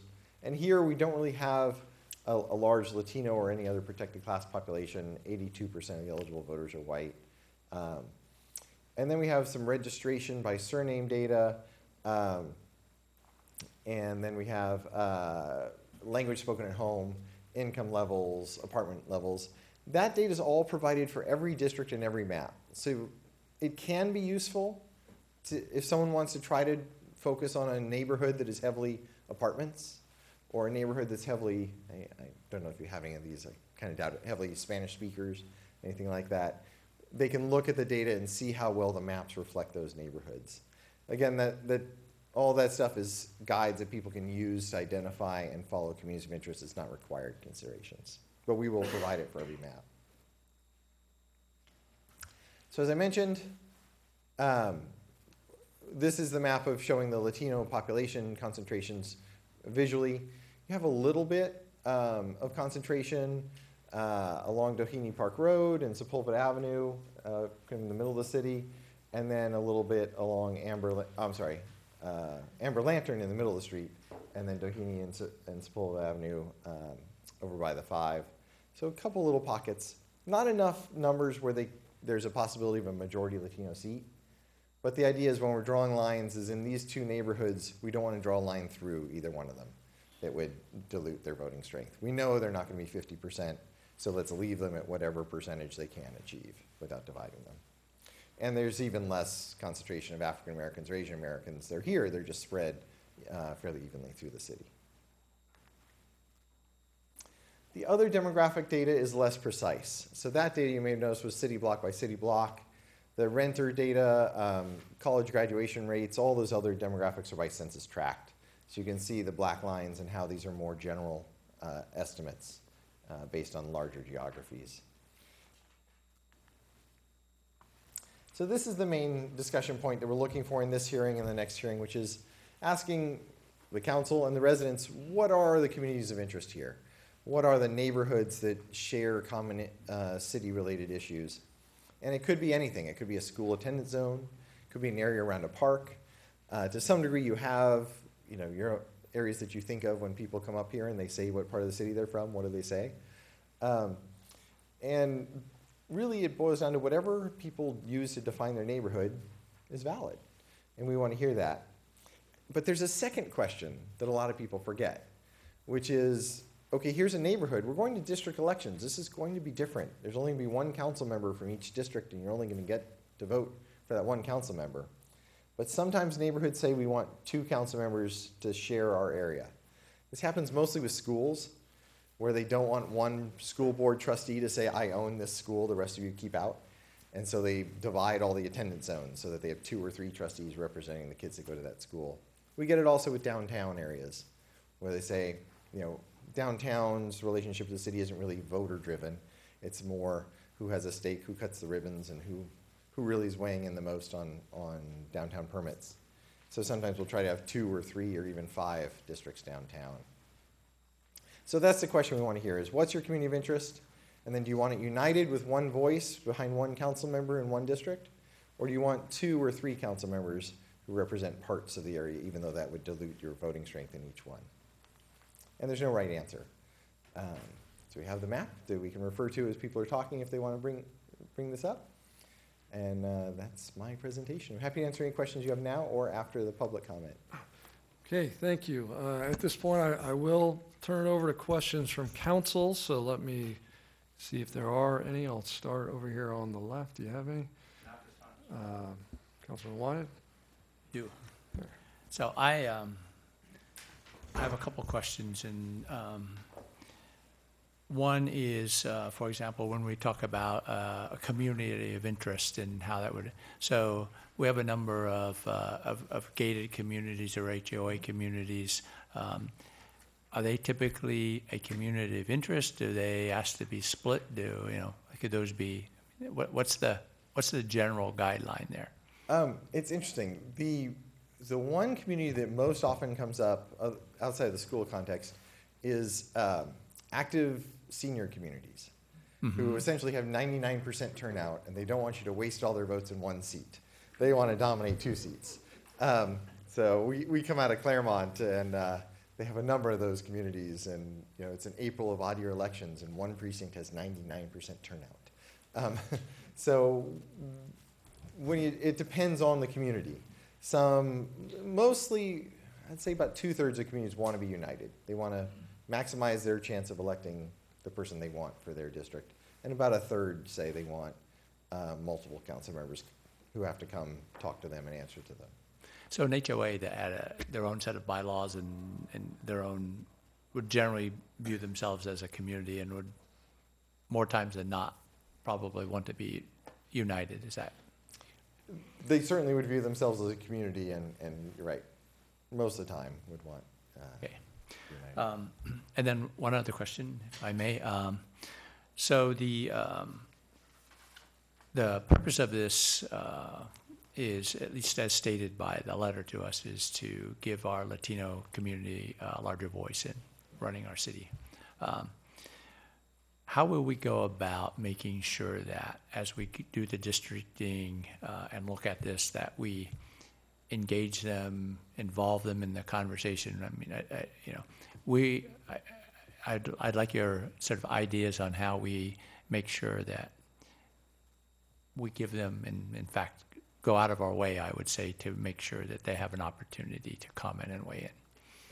Yeah, it's a challenge, and it's one imposed on us.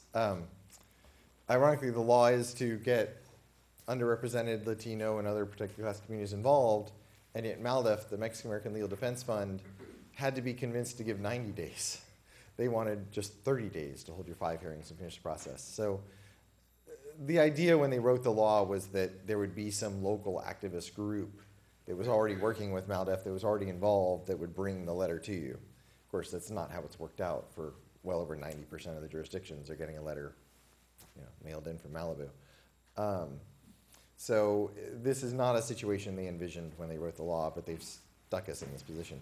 So yes, you can do outreach to the usual group. You do have 2 challenges, well, 3 challenges. One, this is really fast and a lot happening. So kind of by the time you've engaged a group, that phase is already passed.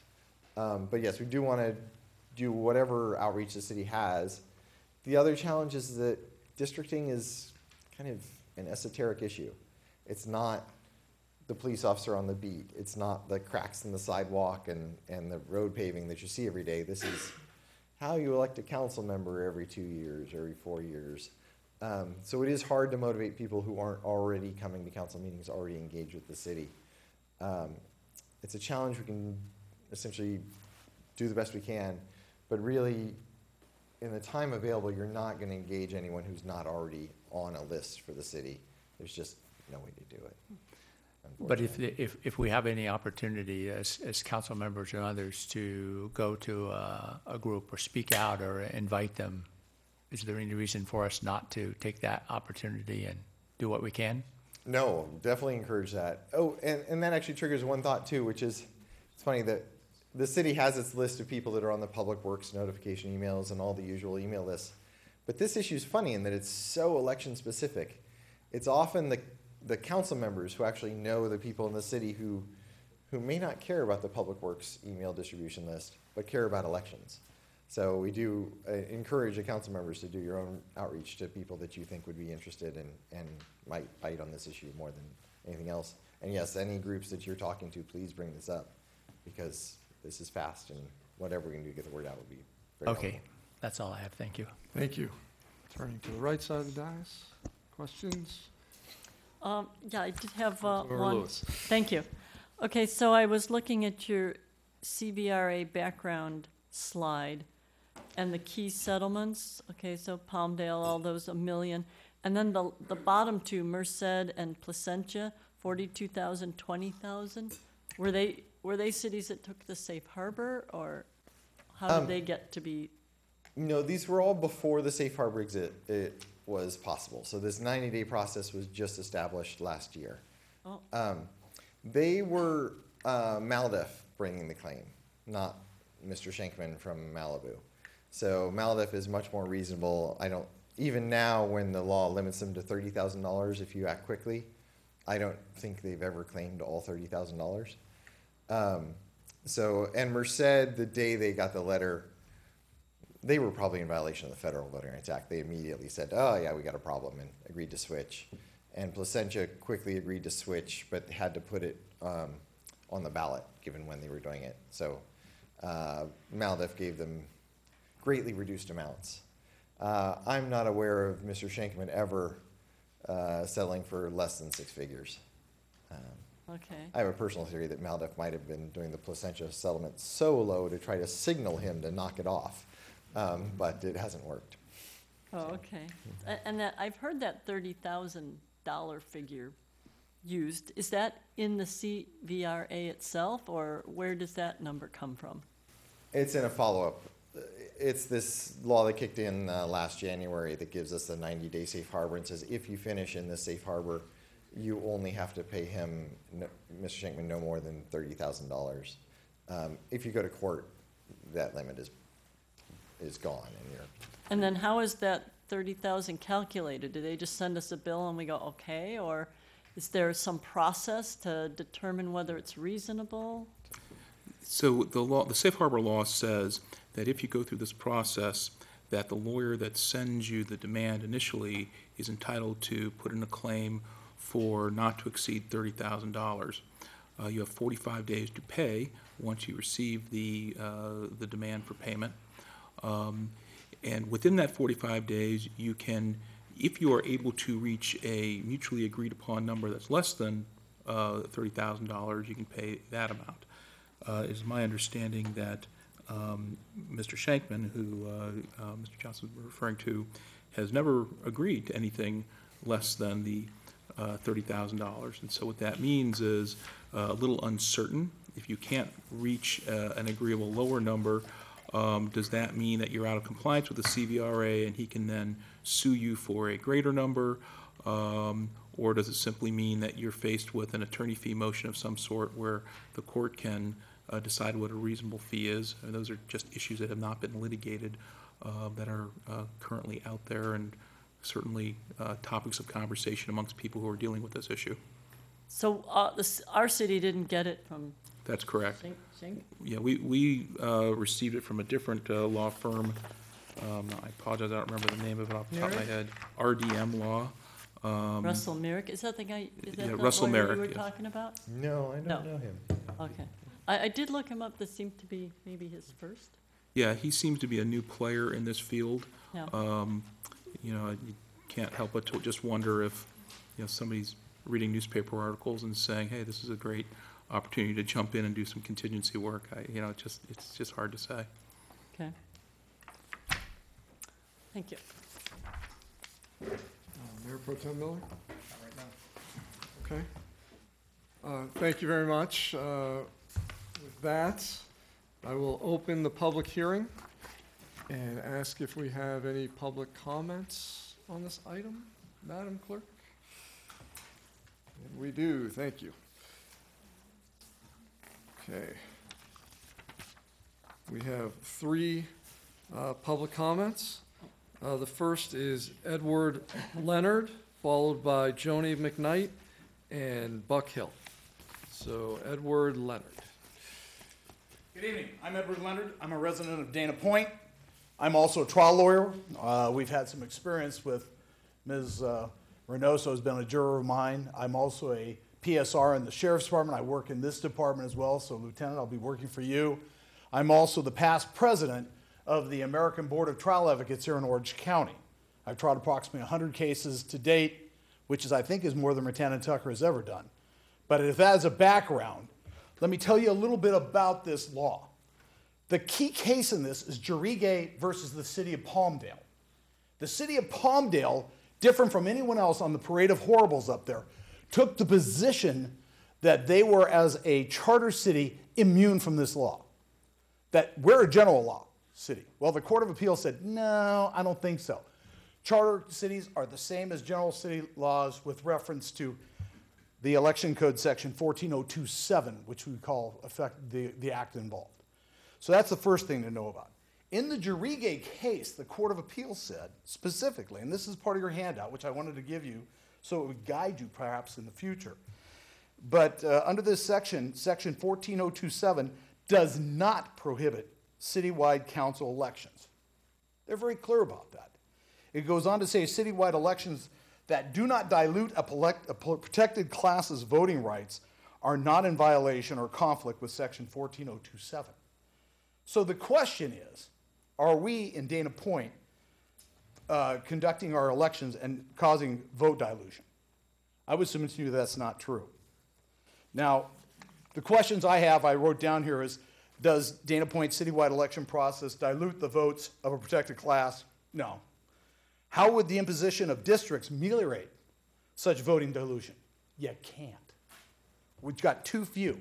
The only thing that NDC came up with for a protected class were Hispanics. That's basically it. We have a very small population of African Americans here. They didn't talk about females or gender discrimination. They didn't talk about anything else. All they talked about was Latinos. And with that as a background, we have too small a group. In the 2014 election, in which 3 of you were elected, we had 646 Latinos who voted. 646. Now, how do you create a district that does not make them a minority in that district, so that now they're faced with, instead of having influence on all 5 of you, having influence on only 1 of you? And that 1, they're still a minority with reference to that 1. So I'd recommend to you, because I'm a short time, I would recommend to you that we go to the Mission Viejo approach. Mission Viejo has taken a position saying, no, we're not going to do this. Instead, we're going to reach out to our Latino population. We're going to increase voter registration, which we can do here. We're going to do early voting. We're going to assist in getting them to the polls, and we're going to talk to them about getting candidates together and running. This is what you should be looking at this time. Thank you. Thank you very much. Next speaker is Joni McKnight.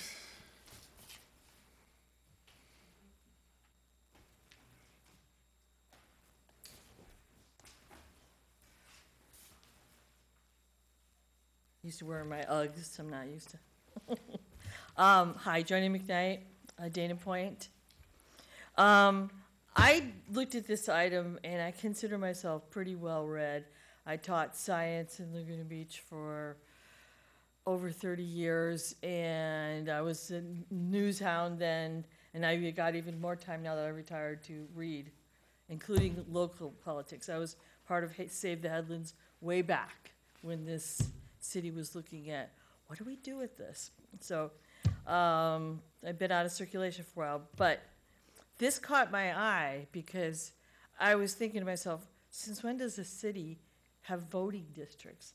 And I went running around asking people, do you know we have voting districts? And everyone's going, no. There are school districts within a city. Everybody's accustomed to that. But this seemed like something new to me. And I consider myself pretty well read, and I am. And if I didn't know what this was, and everybody I spoke to didn't know what this was, I thought, let's go find out. We've hired a consulting firm, or it looks like we've hired a consulting firm, to break the city up into these voting districts, possibly. I don't know anything about what they're doing. It smells a little bit like gerrymandering, which usually means trying to create Republican versus Democratic.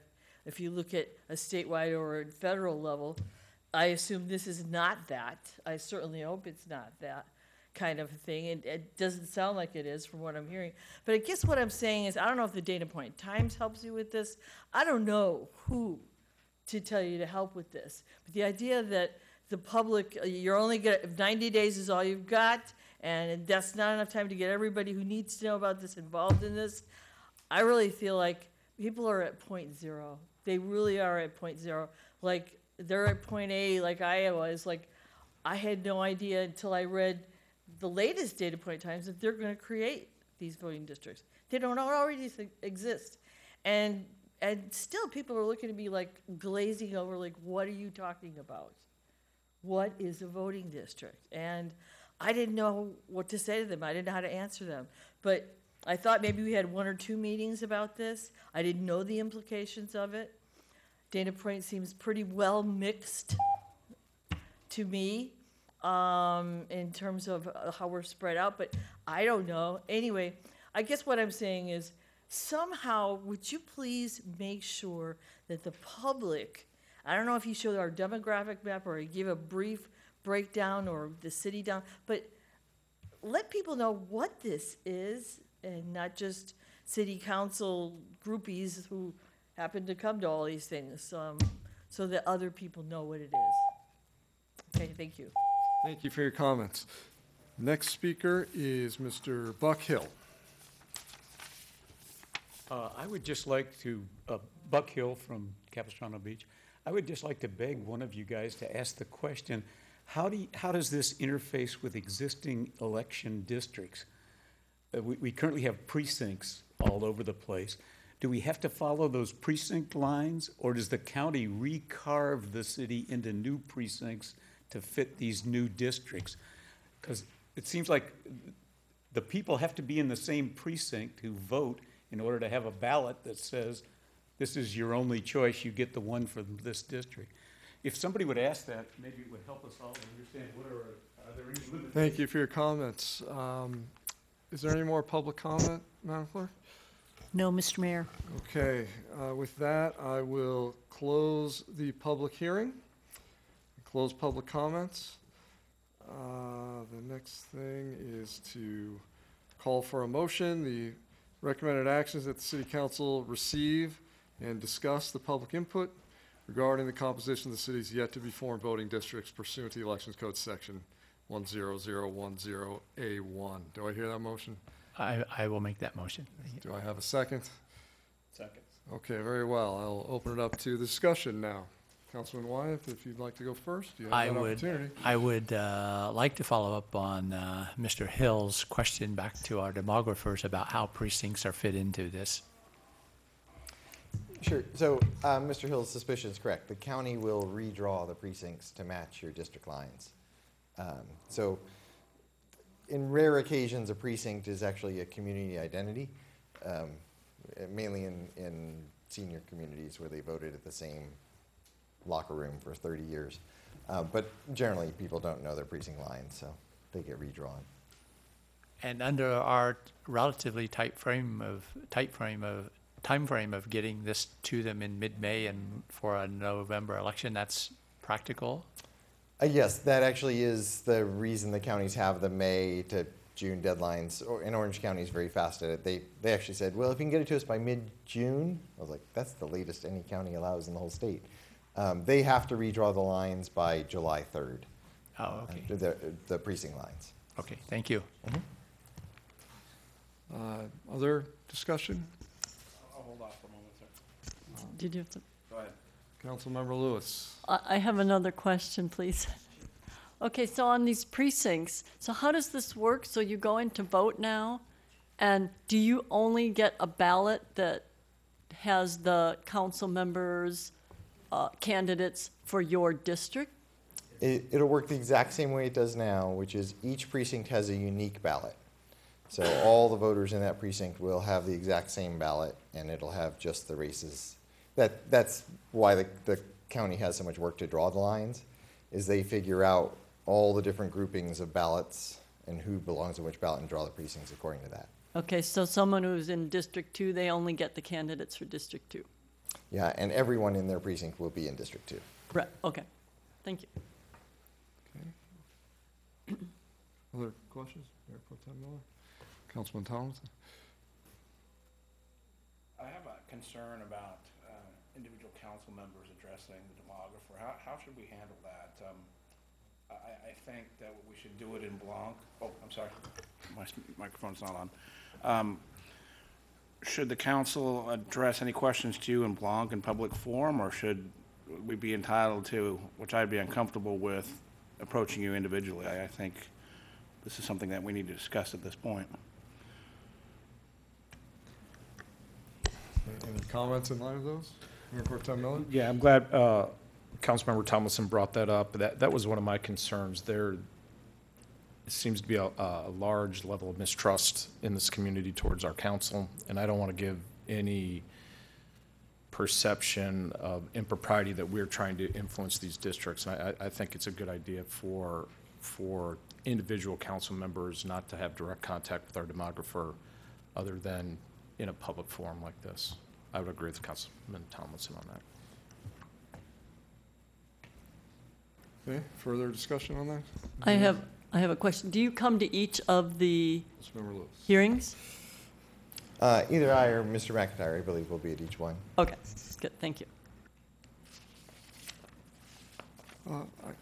Thanks while you're here, I'll ask you one question about the breakdown of the various protected groups. you went over some of the factors that we're looking at that were, explain that to me again. We're supposed to draw a district that protects the group, but that can't be the main factor? I'm Right. confused on that. It's a tricky world with the Voting Rights Act because you can fall short. You can divide a protected class neighborhood in a way that dilutes their voting strength, and you can go too far. So you can, follow the colors there and take the reds and the yellows and link them to the other reds and yellows just based on race. And that's also, both are illegal. And so when we get into a world where we can draw a majority Latino seat or close to a majority Latino seat, then things get fairly complicated and we have to really be careful about what we're doing. We don't have that situation here. So really, the only requirement we have here is that those two neighborhoods that are relatively more Latino, we don't want to draw a line through either one of them. If they end up in the same district, great. If they don't end up in the same district, that's probably okay because they're not adjacent to each other. Okay. And I assume the answer is yes, but I'll let you answer the question. While you're drawing the districts, you need to make sure that you're also not disenfranchising any other group as well. Among those voting rights protected classes, and one of the things to be clear is the state and federal law has lots of protected classes, age, gender, disabled. And the voting rights has its own specific spelled out voting rights protected classes, which are Latinos, Asian Americans, African Americans, and Native Americans. The gentleman referenced in the law, there are cases that have found even whites could be a protected class, but you have to establish a history of being denied the right to vote. So we're not really looking at that situation here for anyone other than the four pre-designated groups. Okay. Thank you. That's all the questions I have for you. Are there any more discussion by council on this topic? Mayor Pro Tem Miller? I guess I'd just like to get a response on, are we going to, as a group, agree not to have direct contact with our demographer? Or what do we do on that, ma'am? I would back that Yeah, that sounds approach fine. too. I don't think we want to attempt to be seen as possibly trying to influence these at all. I mean, we need to let them do their job and present to us. Okay. All right. Councilmember Lewis, I heard your agreement with that as Yeah, well. I think absolutely. we are in agreement then. Okay. That answers your question. With that, Can I More ask discussion, yes, one Councilmember question Lewis. more? Okay, so on these districts, if we don't have a minority-majority district, how does that play into our ability to, well, first of all, I guess we have to find racial polarization, right? Does there have to be some finding through our data that we are in fact racially polarized? If we're not, do we not even have to worry about this? So the legal test is this. You've received a letter that has alleged that we have racially polarized voting. The term is unfortunately a little bit of a misnomer. It creates an impression that the law is based on the actual delusion of protected classes voting rights. As it is actually written in California, which is very different than the federal act, the only thing that a plaintiff has to show is racially polarized voting, which means that in certain issues, members of a minority group voted differently than members of a majority group. There are, because of a number of ballot issues in California in the last few years, it is more likely than not that you might find that to be problematic, but maybe not. It's hard to say until you actually do the study. NDC can actually do the studies if you want. They charge extra to go through to try and prove the negative that you don't have racially polarized voting. The problem is that this ends up becoming a battle of the experts. You can sort of presume that there will be an expert hired by the plaintiff's lawyer saying that, in his opinion, you do have racially polarized voting. What has happened in these cases, and the reason that there have been so many settlements, I mean, there's never been any successful case. Every case that's been brought has either gone to trial and gone poorly, or there's been a large settlement, is that the cases become very, very expensive, the way they're litigated, lots and lots of discovery. It all comes down to expert testimony, and the testimony is based on all the discovery they do and the opinions of people in the community. The legal fees become astronomical. So you can go through the exercise of trying to show you don't have racially polarized voting, but it's not, there's not a black and white test that you can point to and prove. So getting back to your original question, do we have to, there's no threshold of having to prove we do or we don't, or having to acknowledge that we do or we don't. You've got the letter that we've received, which kicks in this new safe harbor provision. So if you comply with the safe harbor provision, it just doesn't matter. You're availing yourself of the protection of not being faced with the lawsuit at the end of the 90-day period. Okay, so thank you. I didn't understand that. I thought part of what we were looking for was, did we qualify or meet the racial polarization test? But I see that we just move right past that. And the demographer's role is basically to draw districts. In essence, yes, is to collect data to be able to help you draw districts, and to do it in a way that we don't violate the federal act, which, based on the very limited information that I'm seeing tonight, suggests to me that it's not going to be. We would have to really go out of our way, in my opinion, to draw districts in a way that would violate the federal act. Yeah, and agreeing with all that, I would just add that looking at whether or not you have polarized voting really only matters if you are willing to spend the $1 million it would take to then prove that, if you didn't think so. And you'll see Santa Monica is scheduled for trial in July. They budgeted $2 million for their defense, and it's not confirmed, but I've seen reports that they blew through that back in December. And again, they don't go to trial till July.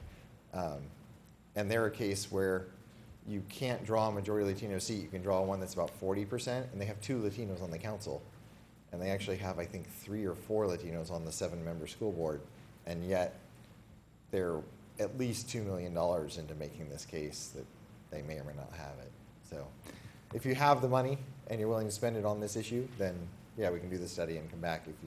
If you have better things to do, $2 million or $3 million and a possible $4 million settlement, then. And then I understand even if Santa Monica wins, they can't recoup their fees, right? No, there's no. The attorney fees provisions typically only go one way when you're a public agency, and it's not in your favor. Thank you. Okay, Councilman Wyatt. Yes, just a quick question. So if our Latino community, who is really the protected class we're dealing with here, would object to this, I mean, if they strongly felt that this was to their disadvantage, how does that fit into our overall, this overall law? Well, the city attorney can correct me, it only takes one. If one Latino feels they would prefer districts, they can sue. Okay, I just wanted to be clear because I don't want to do harm in the process of trying to deal with this, and so. Yeah, what's become almost comical is the plaintiff, as you've seen, cites an election usually of so-and-so ran and was preferred by Latinos. We've had Oceanside and I think 2 other cities where the person, the plaintiff cited in the letter showed up to the council and said, I lost fair and square, I hate districts, don't do it. And every one of those jurisdictions went to districts because it doesn't matter. It's not a defense, unfortunately. Okay.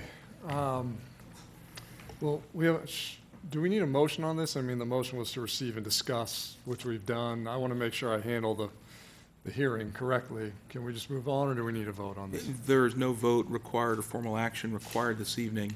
We're simply required to take public input. The council can give input if you'd like on your views, or we can wait until a future hearing for that. Okay. Well, in that case, Without objection, we will move on. I'll close that public hearing. Thank you, sir. Thank you very much. Okay, moving to the unfinished business portion of the agenda. Item 15, the Financial Review Committee Charter update. Mr. City Manager, do we have a staff report?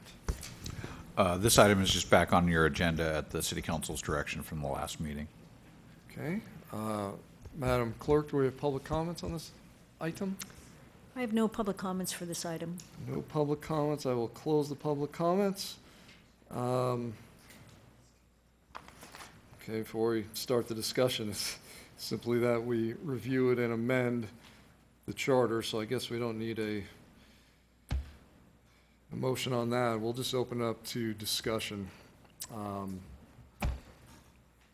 Would anyone like to start?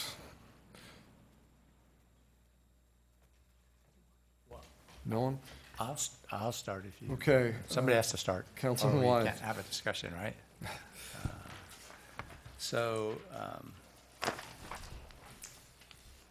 the action here is just simply to, discuss the current charter and decide whether we want to amend it. So, with that in mind, I read through the charter again to look at what my concerns were on and what changes I would make. So I will just,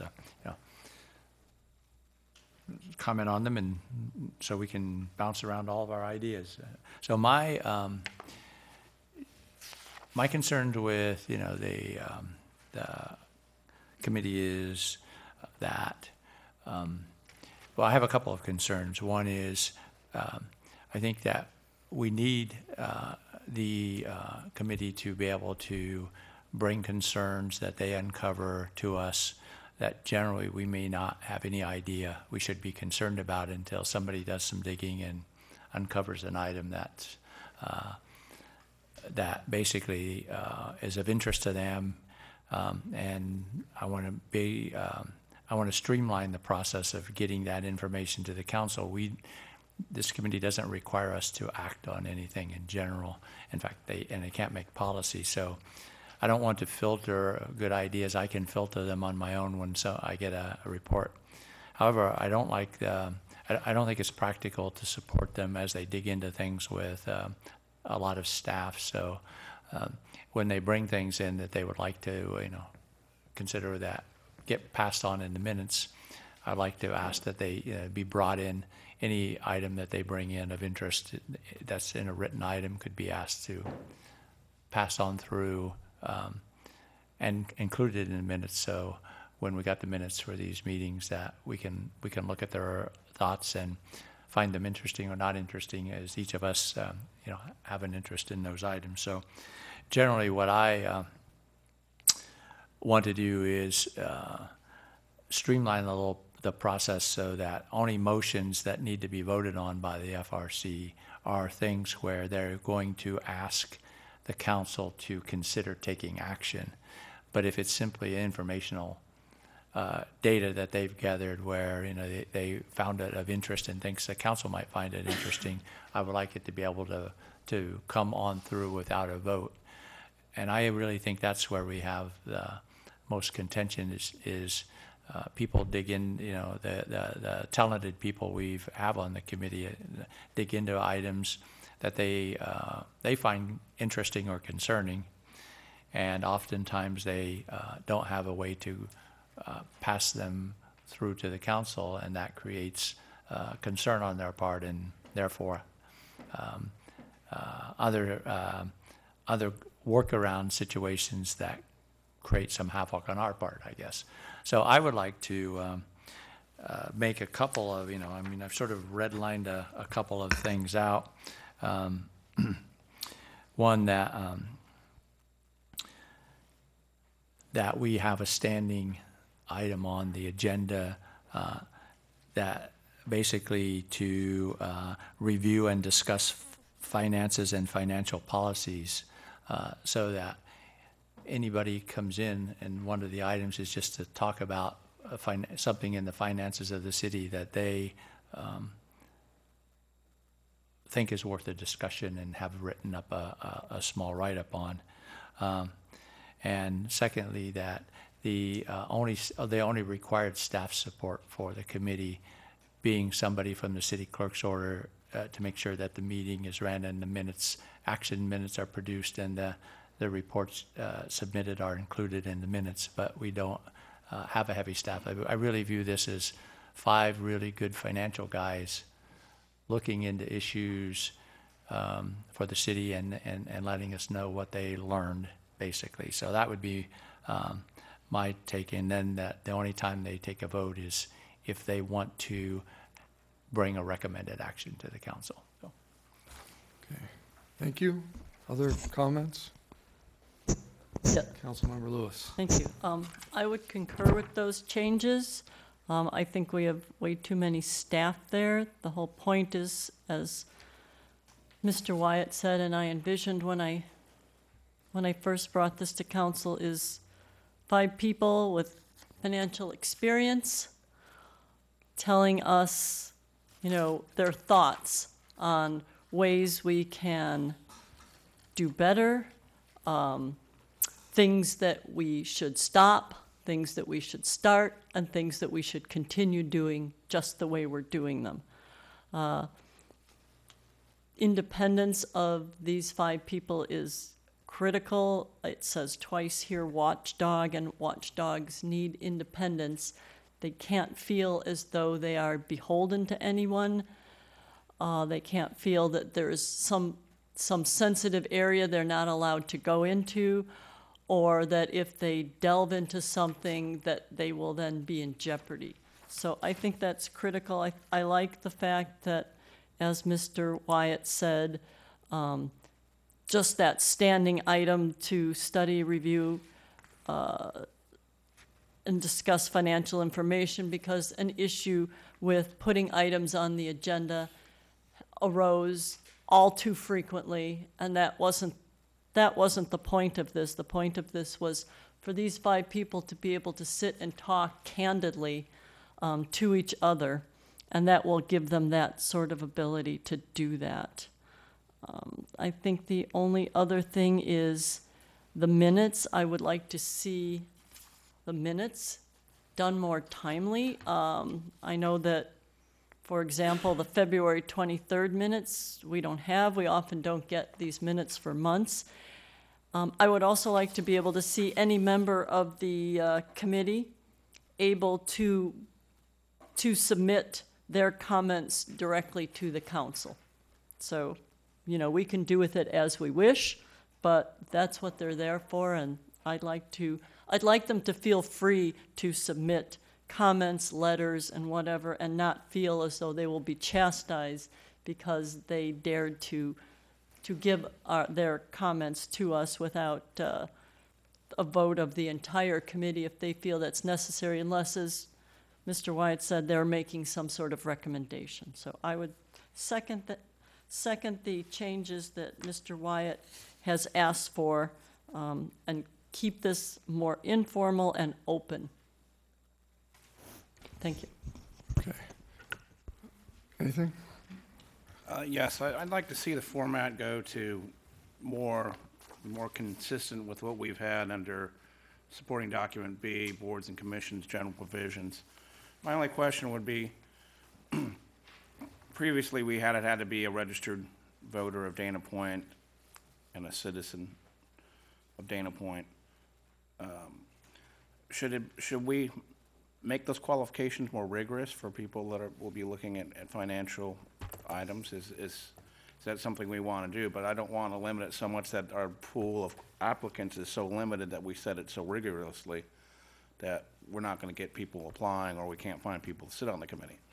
So I would like to go to the system that we already have that works under Chapter 2.06, Boards and Commissions, and how we appoint members to this committee.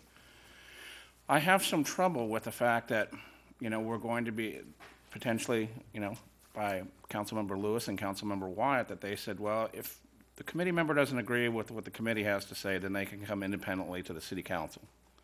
I think the purpose of a committee is to voice your opinion to the committee, and if you can't convince your committee members to go forward with it, then maybe that's where it stops.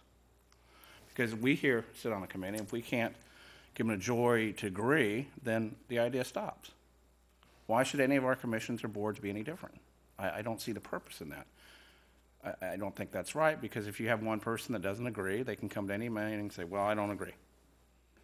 And I think if you're a good committee member, that you should have the ability to speak to your other committee members and build a dialogue with them to where they will agree with you if your point is valid. So I'd be opposed to having a set time where committee members can come in and address the council if they're agreed with the committee. I think it should be a committee process. And things will change. I mean, it's not only going to be us 5 council members here, always those 5 committee members. This is going to be a dynamic process over the years where the composition of this body will change, and so will those commissions. That's it. Okay, thank you. Mayor Pro Tem Miller? Thank you, Mr. Mayor. Yeah, I think Mr. Tomlinson hit on something critical, because actually in our Financial Review Committee charter, you know, under access and limitations, number 6, it says the FRC is authorized to review all city financial and operational information, policies and procedures, unless such information is protected for reasons of legal confidentiality. Access to such documents and information requires a majority vote of the FRC. I don't believe that was ever followed. And it goes to what Councilmember Tomlinson's saying. You should, you know, we put that in there very specifically so this group would act as a body. And I don't remember seeing items on the agenda for discussion on whether or not we should put it on for action on the next agenda. I don't remember seeing that on there. And there was a lot of information being requested by the FRC from our staff on issues that, quite frankly, we didn't send down to them, that they just decided they wanted to take action on themselves. And quite frankly, the last one that they got involved in raised some Brown Act issues. So, you know, to say that you don't want an attorney there on a body that is a Brown Act regulated body, you have to have an attorney there. I mean, that's what they're there for, is to keep us out of trouble. We have one here to keep us out of trouble and not doing something that's illegal. And so I understand you want to reduce the size of that. I'm not sure I necessarily agree with it. But, you know, the reason we're here today is they were not following this charter. So I think we need to stiffen it a little bit and make sure that they do follow whatever this turns into be. And, you know, maybe we should enact some form of qualifications on who's there, on who's going to be qualified for it. And, you know, and I can't state this enough, that it's important that this body appoints that group, not an individual council member. I can't think of anything more political than an individual council member setting up members on another committee. And we saw that happen. It was the most political committee we have in the city. It created problems. They went off and acted on their own and brought us to this point tonight. So it's disappointing how it turned out, but it is an important committee. We need to continue it. So, you know, I don't think I'm going to agree with Councilmember Wyatt and Lewis on giving them even more leeway and access straight up to the council. If they can't convince their committee it's something they should do, then that's where it should die. Okay, thank you. I've got a few thoughts I'd like to offer. Of course, like everyone else here, I think I took a look at the charter. We're here to talk about whether we're going to amend it. I know last meeting we talked about we're going to change the way that we appoint the members. So I was looking at that, but I was also looking at the current charter that we changed to, and I understood some of the discussion about they're going beyond what we wanted them to do, and you know, I was reading what it says. It's sort of, it could be confusing. They can make recommendations in regard to the proposed budget, for example, but it's not a policymaking committee. It's a watchdog committee. I could see how those two things could be interpreted as conflicting. So I don't think ultimately the charter as it is where we want to leave it. So I did some more thought about it, and there was more discussion about it's becoming politicized. So I thought, how do we address that? So my thought was to go back to what we had before we revised this new charter, which was the statement of safekeeping and investment of public funds. This kind of bleeds into item 16 a little bit, but to me, that's the kind of recommendations that I want from this committee. How do we invest our money? What type of, or how big should our reserves be? These are the questions that I'm looking to get recommendations on, which we didn't get recommendations on. So if we go back to this, what I'll call the original charter, which is the Statement of Safekeeping and Investment of Public Funds, which talks on its first page, although the copy I have says page 3 at the bottom, it talks about how the committee is constituted. So, and just so you're aware, in the past, the Financial Review Committee consisted of the city manager, who is also the city treasurer, the assistant city manager, who's the chief financial officer of the city, 2 city council members, as well as an independent auditor serving as an ex officio member, as well as 1 representative from the public appointed by the city council and 1 appointed by the city manager. So, I looked at that, and I don't agree with it being constituted exactly like that, and I wanted to address one of the other arguments I heard was if we appoint all 5 members, that somehow the majority of the council would control this committee, or it would be beholden to the majority. So, I thought, and I'm gonna suggest, and I'm actually gonna make this a motion, that the committee that we go back to something similar to this, that the committee consists of the city manager, who's the city treasurer, the assistant city manager, as well as a representative from the city council, who we appoint, and the independent auditor, who's an ex officio member. To me, the auditor, if it has the auditor, he would be able to do the job of the watchdog, which I think is a very difficult job to do. And, understandably, that's a lot to ask of our individual members of the public who are donating their time. So I think that takes care of that issue for me. But it also, if we had just those 3 members, well, then the fear that the city council is only appointing 1 of those members. So the fear that we would be controlling this committee somehow, I think that should lay that to rest. So that is what I think. That was the solution I came up with as I was thinking about this. So we're here in an open forum to discuss this. So that's what I think. I'm going to turn that into a motion to see if we have any support for it, which is that we replace the charter with the original charter that was in effect before we adopted the new charter, and that the committee that it consists of the city manager, the assistant city manager, and 1 member appointed by the city council, as well as an independent auditor who serves as an ex officio member. That's my motion. Is there a second? Can I ask a quick question about it? Okay, you originally talked about having an appointee from the public as well. Are we not going to have any public appointees on there?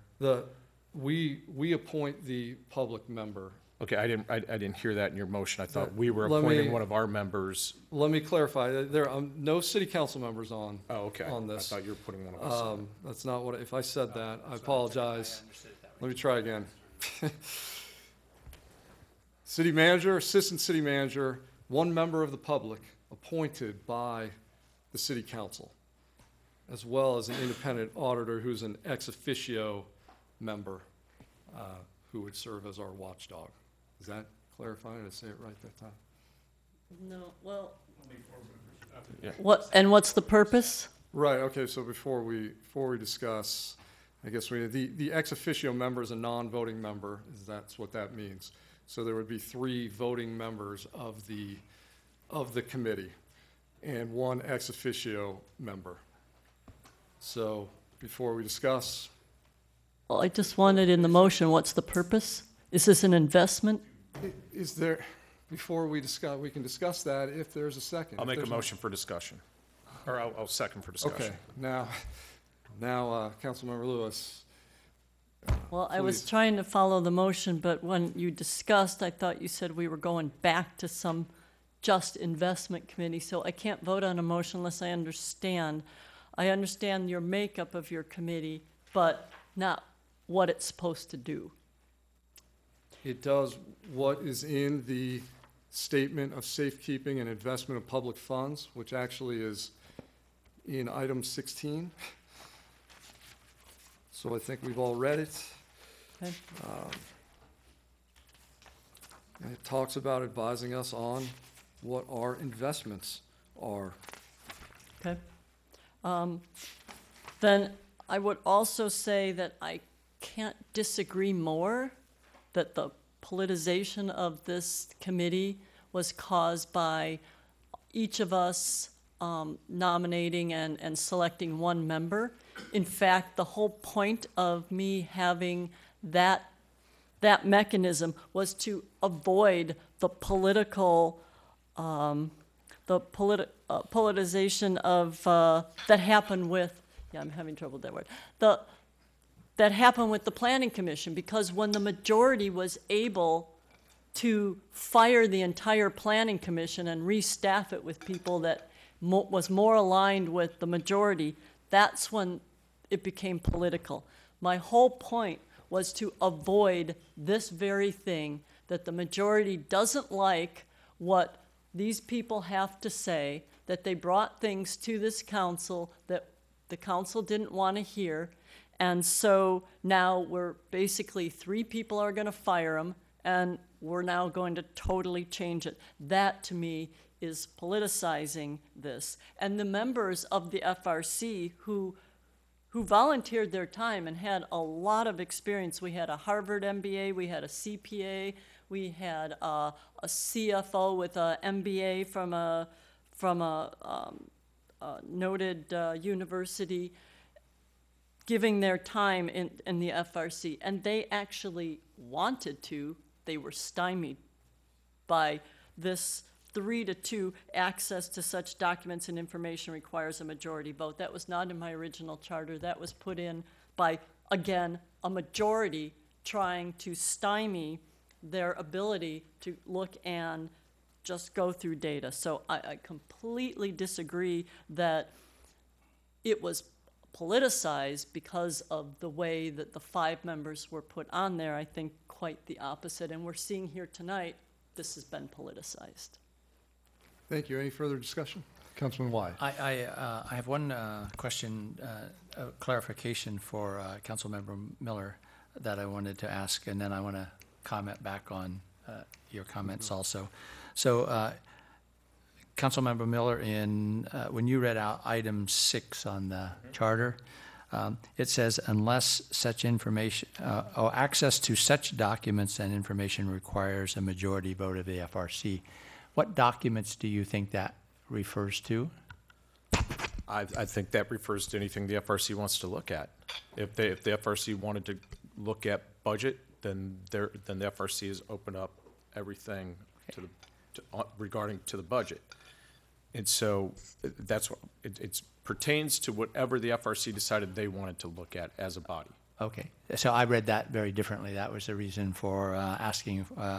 When I read the whole paragraph, the FRC is authorized to review all city financial and operational information policies and procedures unless such information is protected.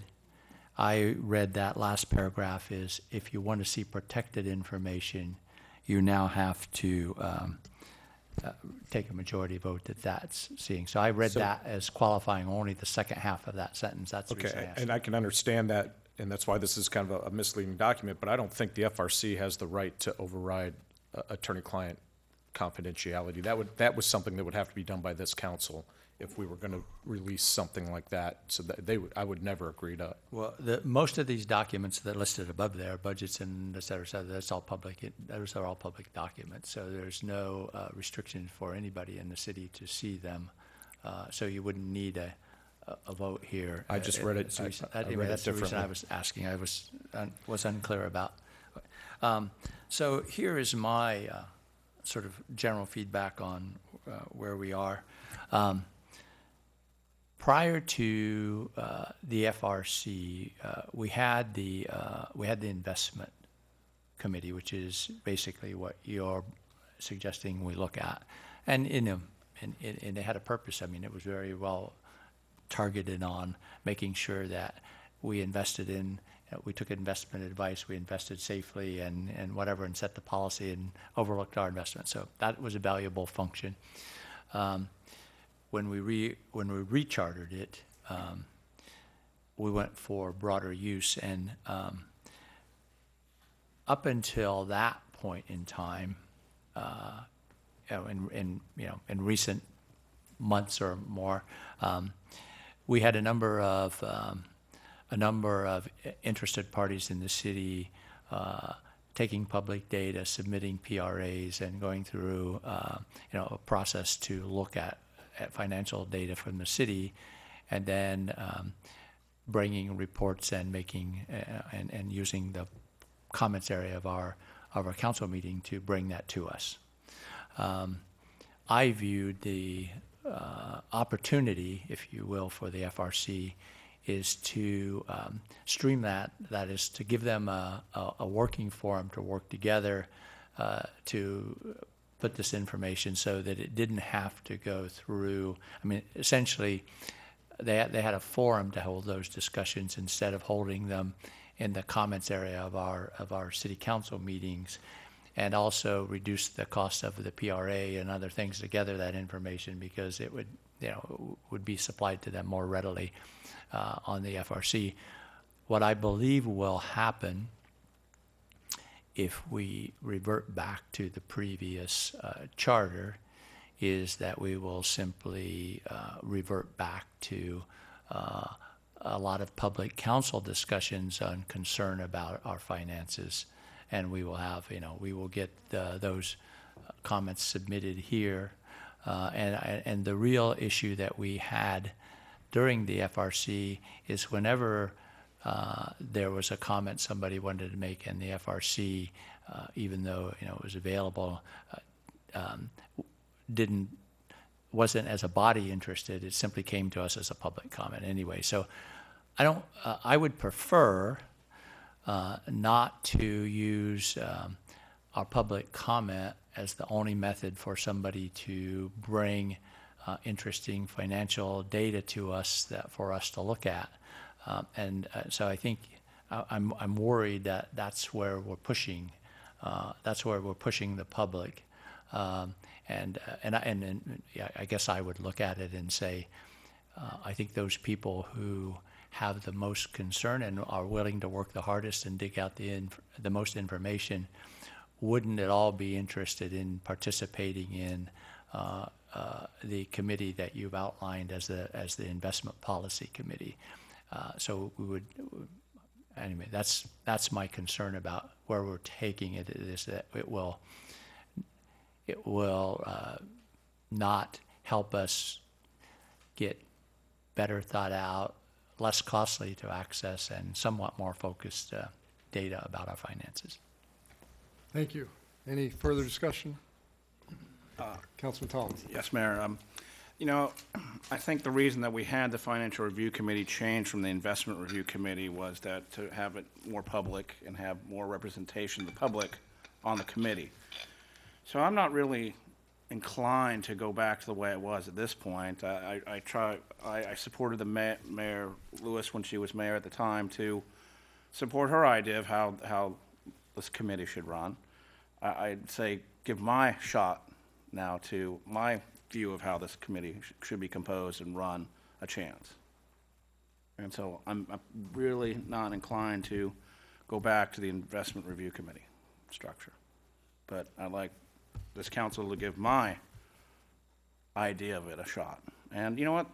To the political comment of this whole flavor of this whole thing, this council may change in November. And that's moving forward. If we look at it right now and say, well, there's 3, which I'm not necessarily sure there's a majority of 3, because I could personally say myself that I look at issues not politically, but what I think is best for my city. And, you know, I don't like the inference that when the Planning Commission was redone, when we got on the council, that was politically motivated. I can assure you, Member Lewis, that was not the case on my part. So to have the inference that I've done something politically, I don't think that's correct. I think what I'm trying to propose is something that's the best interest for our city, giving our citizens a chance to participate in it, and us vetting them out to make sure they're qualified to do it, and the majority of us voting for these residents. So again, I would be not inclined to support your motion, Mr. Mayor, but I would urge you to support something I might have proposed. Okay, thank you, Councilman Thompson. I guess I would suggest while you still have the floor, I have a motion on the floor that's been seconded. That's the only motion on the floor right now. You're referring to supporting something. Something different, yes. What, do you have a motion to make for us to discuss supporting or not? I would make a substitute motion that we move to a body that's more consistent with the way our committee's one right now. It's 2.06, and that we elect, this body appoint 5 members of that committee, and that we kind of follow the rules there. I'm just not really sure we want to look at tweaking and making the qualifications for that committee to be a little more rigorous, but maybe when we see the quality of candidates, we won't have to do that. So I would make a motion that we go back to look this financial review committee to be similar to all committees that we have in the city. And sort of go back and have staff look at making it more like Chapter 2.06, boards and commissions. Okay, we have a motion. Is there a second to that motion? I have a quick question, Mr. Mayor. Is it a clarification question? It is a clarification question. So are you only asking to change the way we appoint the members? Or are you also thinking we need to adjust the charter?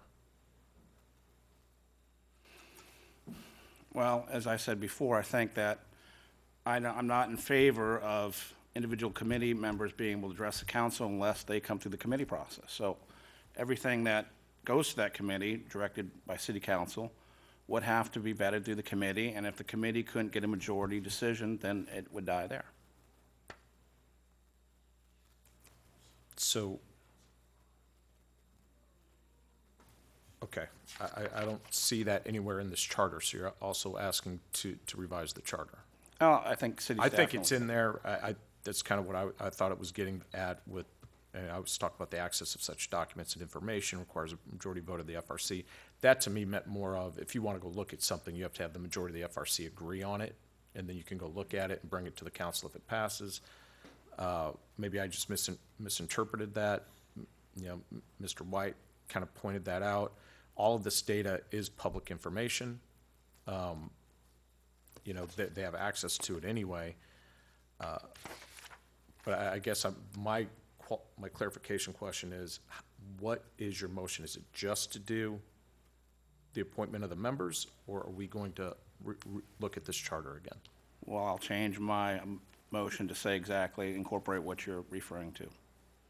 So not only how the committee is composed and how they are appointed, but what the parameters are for that, and I think I agree with what your statement was. Okay, all right. I guess I understand that. Okay, well, we've got the motion. Is there a second to that motion? So, Well, before we start discussion, I mean, I know, I want to discuss this as well. I mean, I want to discuss the mayor's motion. I want to discuss this one as well. But I think we're kind of going down a rabbit hole right now. I mean, is this something that we should spend more time on and really come back with what do we want this charter to look like? I mean, right now we're kind of going all over the place and we're making motions and we're discussing it, making new motions, and somebody else is going to come back and say they want to add something to it, which is going to create another motion. I just think we need a little bit more time on this in terms of what each member would really like this to look like.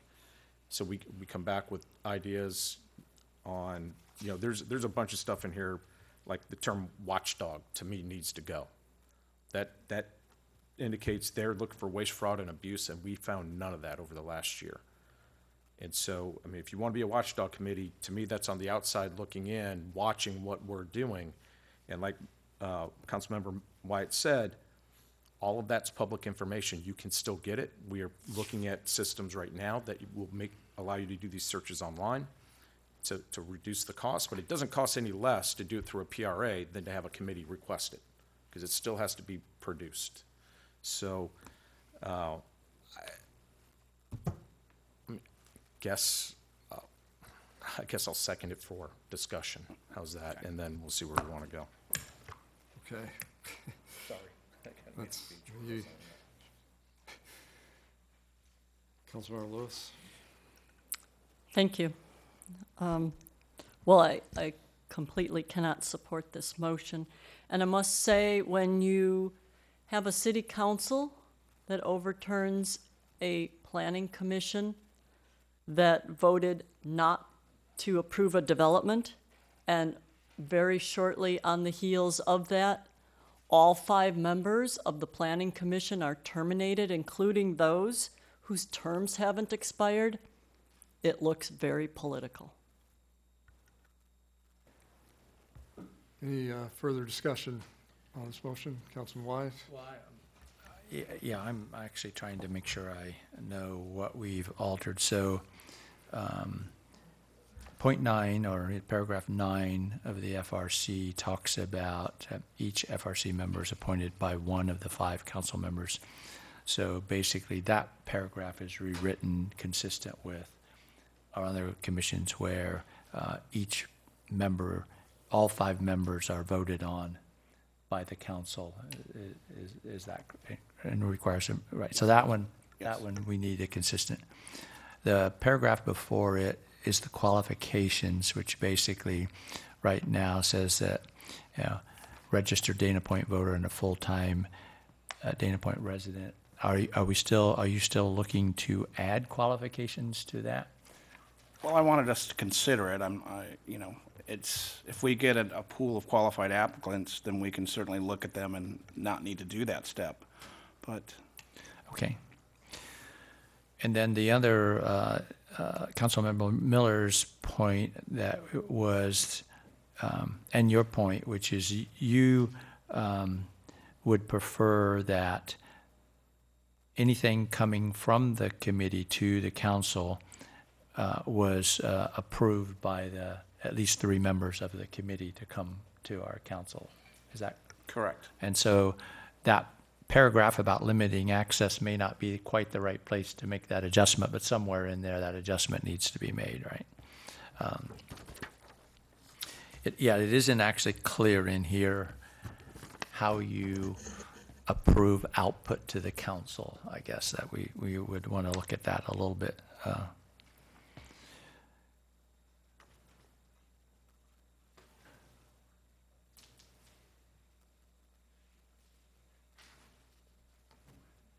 Just trying to read.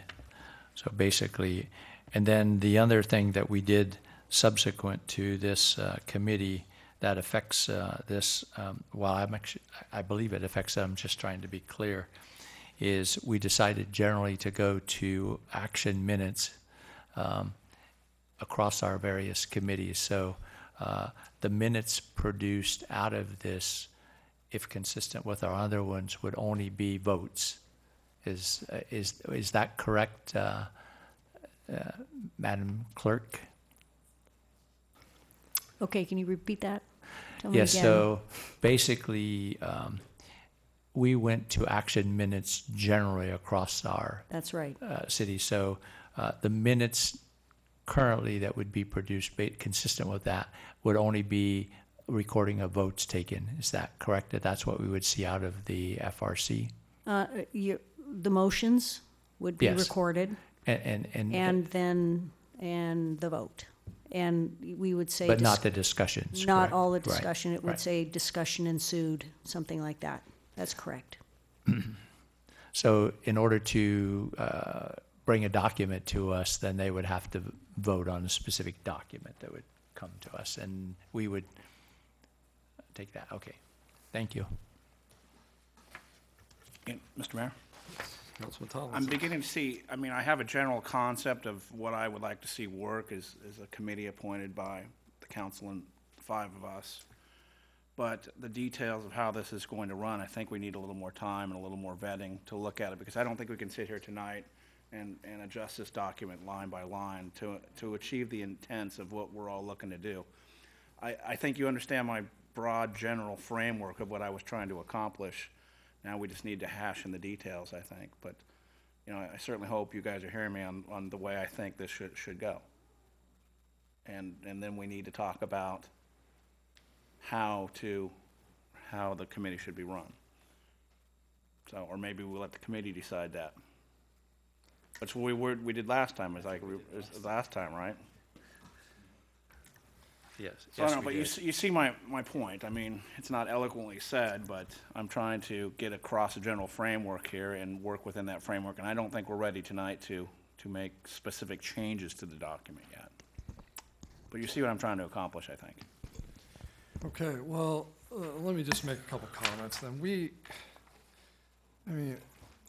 As you know, I think that the current charter, and I think our discussion has shown it, it's confusing, and we don't know exactly what it means for the FRC.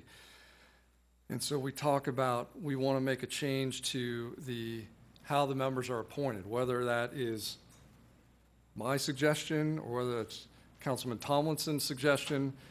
You know, I understand the gist of that, but we then talk about what is this document going to say? I know it's extremely painful for everyone involved, but we don't have subcommittees. We don't have markups. The only time we have a chance to mark this up is when we're all here together. Now, I'm not suggesting we sit here for another 3 hours and mark this document up. But what I would like to suggest is where I see this going is if we're going to put this off, that the next time it's brought back, maybe we have done a little more homework with a little more suggestions as to what exactly we want to see. I admit, for me, it was easy since I just suggested we go back to a document that was already drafted. But the reality is that, you know, that I thought was a concrete suggestion. So I would like to suggest that if we are going to put this off, I think that's where we're going, that when we do come back, we have our markups done so we can discuss them and try to make it fit together into one document that we're going to ultimately adopt. So just to try to be procedurally correct, are you withdrawing your, you want to move to continue this to a future date? Well, I'll withdraw my substitute motion, and then we can, with the idea of us going forward and continuing this and bringing back ideas that we brought forth tonight from our conversation here up on the dais. Okay, so maybe we don't need a motion on that, can we just all, unless there's objection to it? Let me, Well, let me get an answer to that question for you.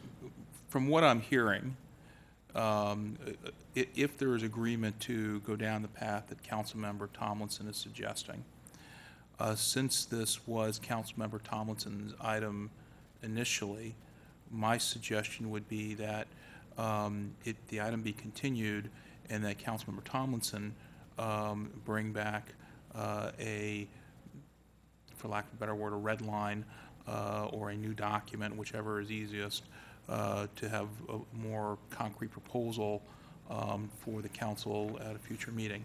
That's one suggestion. Another suggestion would be to appoint an ad hoc committee to work together two people to work together to try and draft up something that reflects the comments from this evening and bring something back. Either one of those would be legally appropriate if they're consistent with what the council's desires are. Okay, my question though is, do we need a motion to continue this, or can we just, can we just bring it to the next meeting?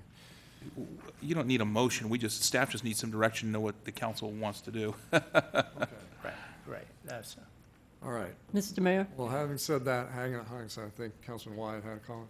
well, I guess my comment's somewhat consistent with Mr. Munoz, which is we haven't agreed on direction yet.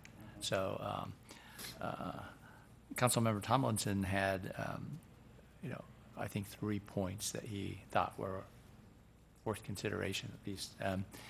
And if we have 3 or more members who agree to those 3 points in a draft, then that gives direction to council. If we're, but if we don't give them some direction or in some for, we will hold this same discussion at our next meeting, where we each have our own version of what it should look like, and we didn't get closer. So I think we need to vote on some direction. I don't think we've agreed on direction yet. We could also vote on appointing 2 people to go draft a charter, but we need to give them some guidance. Okay, Councilmember Lewis? I was just going to ask, whatever we wind up doing, if we could bring it back to some meeting other than April 3rd, because I won't be here and I do want to be part of this discussion. So that would be the only thing I would ask. And maybe since it's your idea, you draft something up and you know what you're thinking, and submit it to all of us, and we can go from there. Okay, let me follow up on that. If I can wrap this up, since it was your original motion, if you want to draft something up, when it comes out to the council, we'll all have time to look at it, read it, make whatever suggestions we have, and then we'll be able to discuss it here at the next meeting, not April 3rd. Mr. Mayor, I would do that. Okay, Council. thank you. Do we have agreement on that? Okay, does that make sense to staff, what is occurring? Okay, very well, we're moving on. Okay. Item 16, new business. Annual review of the investment policy. Mr. City Manager, do we have a staff report? This is your annual review of the city's investment policy, and both Mr. Kilbrew and I are available if you have any questions. Thank you. Madam Clerk, are there any public comments on this?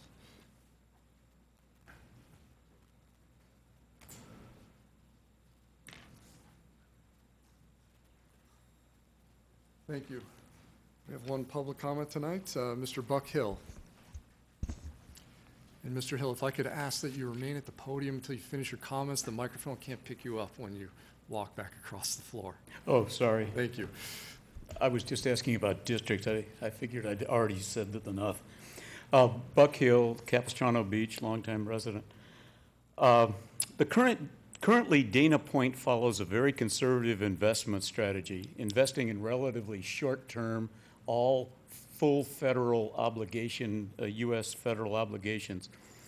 Given the current economic uncertainty in the markets and the belief that interest rates will be rising, it would be prudent to continue that strategy, perhaps investing in even shorter-term ones, because as you heard earlier, in the last year, we lost something like $300,000 in the markdown to market of our longer bonds, these 5-year, 4-year, 3-year, 2-year, 1-year.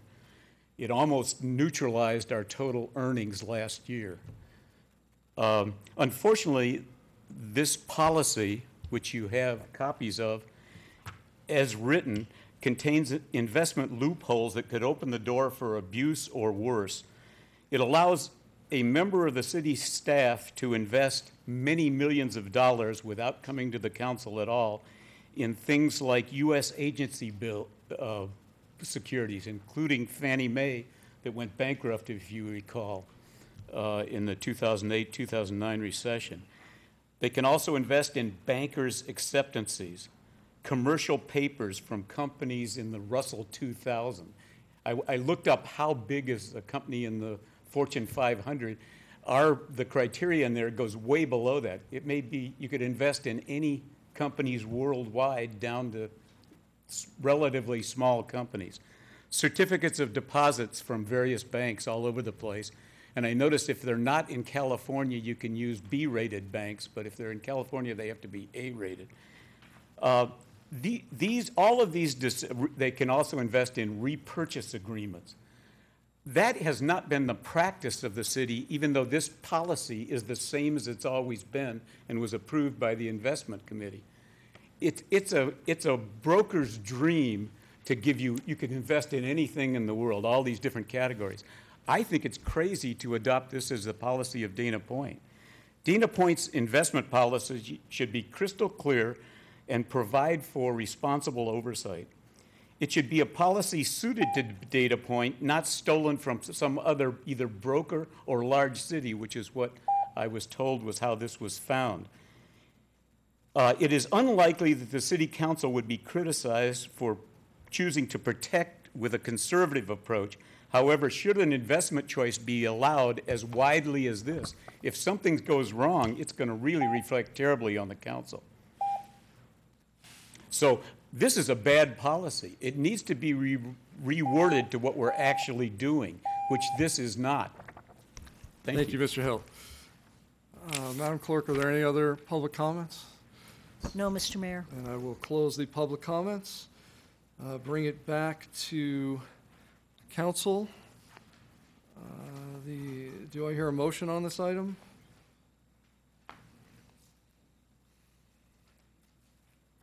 Well, I guess we can't actually discuss it unless we have a motion. So I will start here by reading the motion that the City Council approve the city's statement of safekeeping and investment of public funds policy.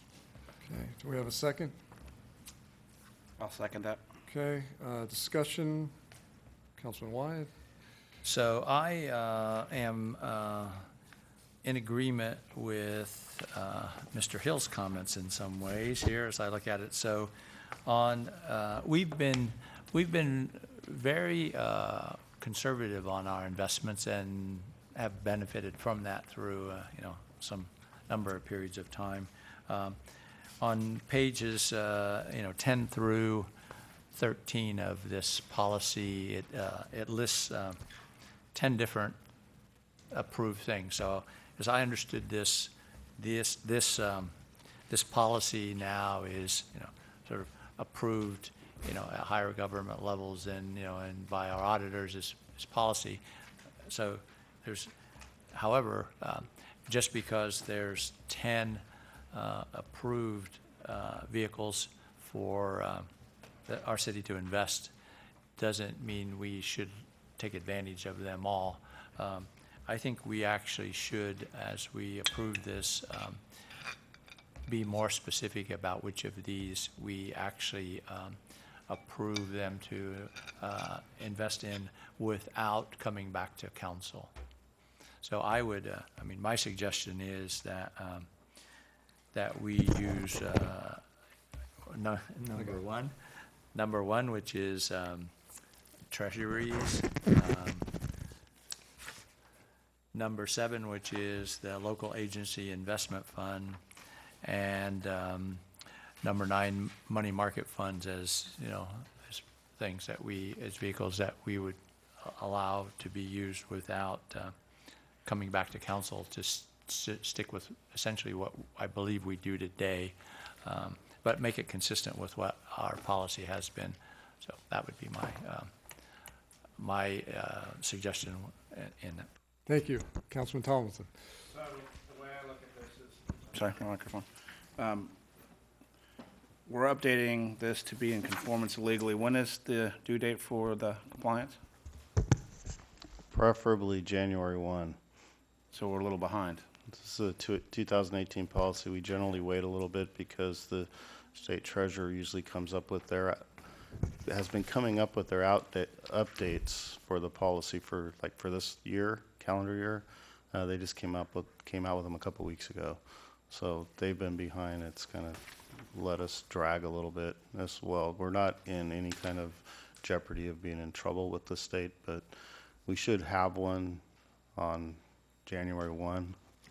But again, it's not atypical to delay it a couple months while we wait for the state treasurer to come out with updates, and anything that would have changed in there, we would have updated in here. And that again would be what the auditors take a look at when they come out in June and then again in September, to make sure that the policy we adopt is compliant with what the state treasurer comes up with, which they just came out with a couple weeks ago. Okay, so the way I'm seeing this, there's just merely name changes. And then on page 7, there's the striking of the language with the exception of the local agency investment fund. Investments are to be placed, that language there is the only other change other than name changes that are occurring in the proposed document. That's correct. Okay. No further comments at this time, Mr. Mayor? Councilmember Lewis. Thank you. Is there a legal requirement for a specific date that this policy must be approved by? I know you wanted January. Is there some required date? It says that the city has to have a council-approved policy By- annually. Annual. It doesn't say by a date. Okay, so, okay, because I have a question here. The report says on 2018, investment policy was reviewed and discussed by the Financial Review Committee on January 23rd. Did they make recommendations or changes? The Financial Review Committee had discussions, but there were no voted on recommendations. Okay, because I asked that question because I'm only looking at draft minutes, but there are draft minutes of the January 23rd meeting of the Financial Review Committee, item 2, annual review of the investment policy. Says it was moved by Chair Porter and seconded by Vice Chair Hill for staff to consider making changes on page 10 to reflect a minimum of 6% net worth in 2018 and 7% in 2019, and replace controller of the currency with Federal Reserve. And here's the part I've really focused on, and to bring policy back to the Financial Review Committee at a future meeting, include the council's standing investment practice policy as a support document to include in the investment policy, and include a statement that the Financial Review Committee review the investment policy after the independent auditor's review by November to present to council for adoption. And that was carried 4-0 with Mr. Rolap being absent at the time. So my concern is that we're bypassing the process that our Financial Review Committee wanted to see, and that is the independent auditor looking at it and then it being brought back again to the Financial Review Committee, which I personally do not have the expertise to be looking through this policy to say whether or not it is a good policy and would benefit from people with that sort of expertise telling me what their thoughts are before I make a decision on that. I have some concerns about the policy itself. Page 9, item 6, qualified financial dealers, the last sentence of the first paragraph says, the city is prohibited from engaging any broker, dealer, or security firm within any consecutive 48-month period of them making a campaign contribution exceeding limitations contained in Rule G37. I question why we would be dealing with anybody making campaign contributions. And I looked at Rule G37, and it said that all someone had to do was make an exception to it, and there were provisions to exempt yourself out of that. So I have great concerns about that. On the last paragraph of that same Section 6, it's crossed out that we have to deal with local offices within Orange County. I'm not sure why that was crossed out. And then one of the things that I'm on page 9. Well, actually, it's page 7 of the document, page 9 of our agenda item. And then I was very concerned where it said on, now I'm going to page 10 of the document, page 12 of the agenda item, why we're limiting ourselves to 50% of the local agency investment fund with interest rates going up. We may not want to invest in things that are longer term, and, you know, this would give us that flexibility. Let's see, and then there was one other issue. Oh, yes, okay, now over to item 14, or page 14 of the top. Item 10, swapping of securities. So this allows a swap is the movement of one security to another and may be done for a variety of reasons. I mean, as I said, I'm not a financial expert, but that concerned me, and I would really benefit from the Financial Review Committee and their expertise giving me their thoughts on this before I have to make this kind of decision. Thank you. Thank you. Other discussion? Anyone? Okay, well, Mr. Mayor? oh, Councilman Thompson. Can sorry. I hear again Mr. Wyatt's take on this again? You said that you would possibly support moving the document, but making a suggestion to staff that they only or look at certain things right now? Right, in our approval in our approval of this document, it's pretty consistent with what, I mean, you know, well, the markups in the document are in here, so we know how much it's changed from previous policy. The thing that isn't in here, which we've looked at as a past, I was limiting out of those 10 possible vehicles that we could put funds in.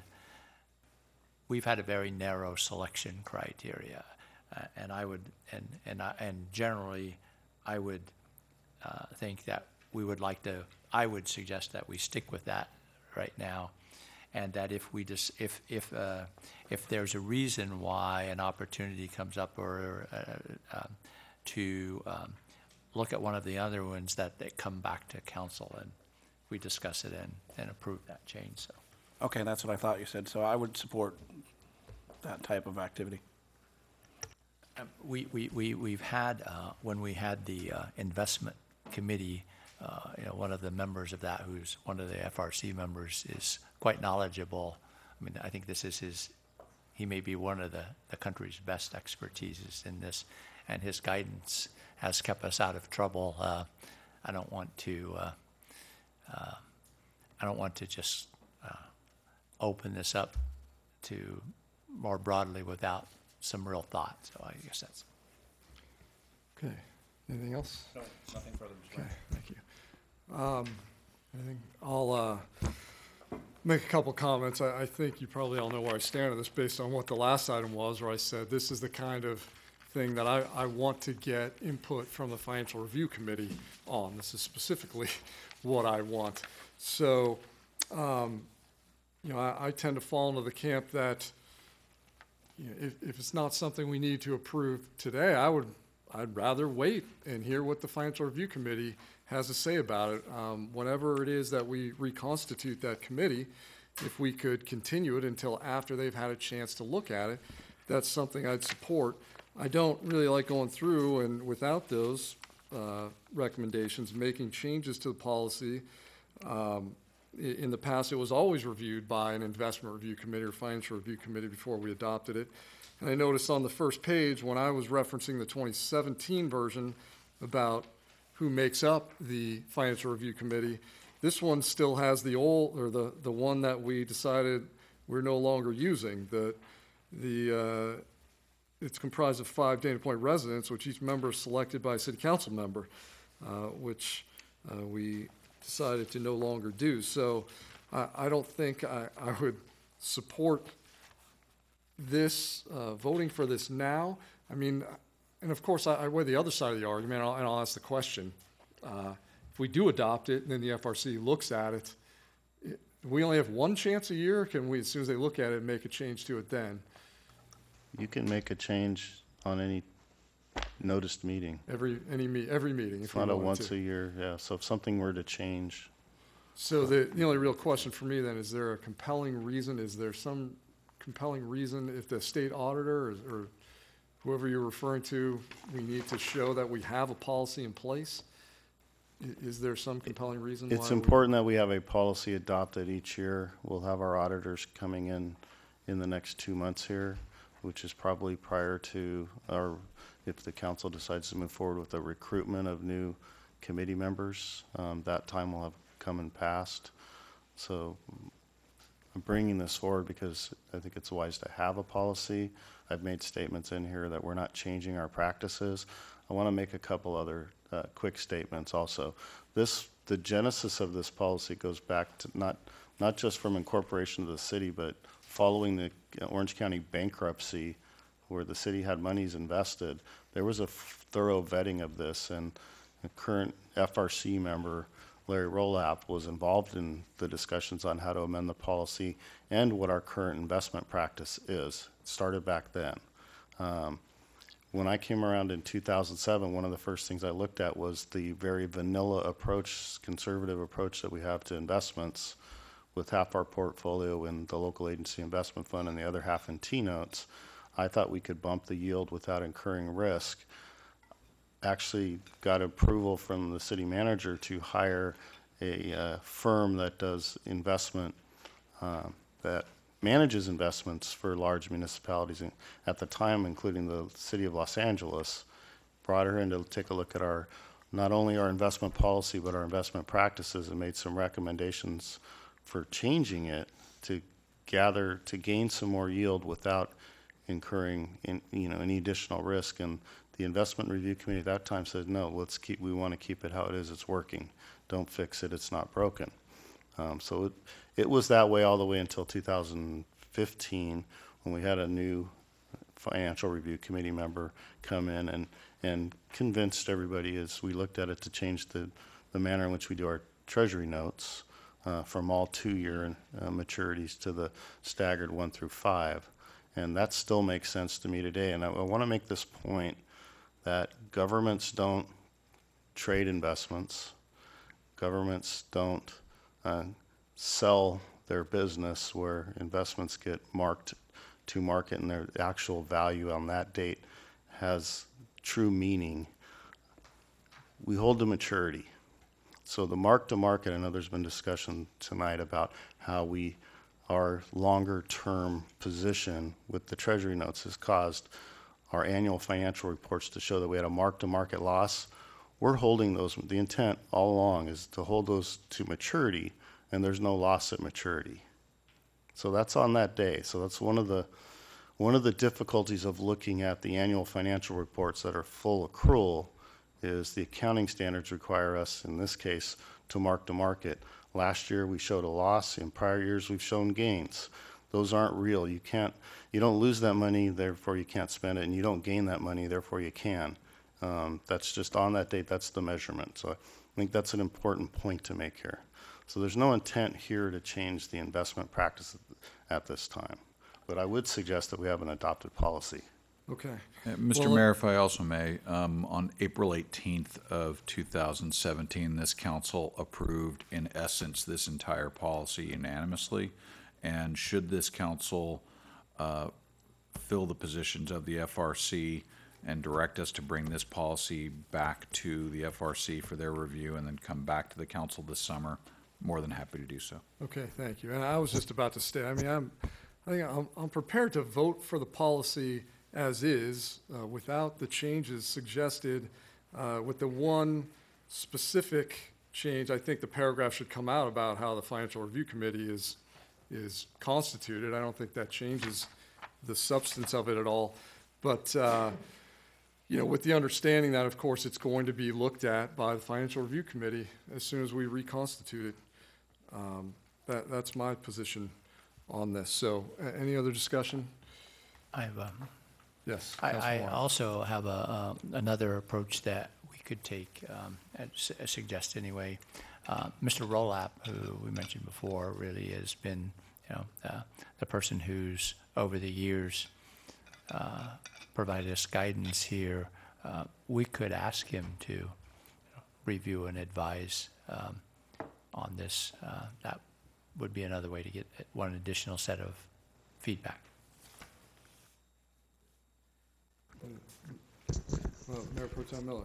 He did get a copy of it and did look at it. I also counseled with him on the side over every year I've been here, and I actually had him he did some work with him with the city of Long Beach before I got here. So I've known Larry for a lot of years and trust his wise counsel, and The did so answer in is this he has case. looked at it already. Okay. I was going to say, this is basically this is his policy, correct? I mean, he's been doing this for the city for how many years?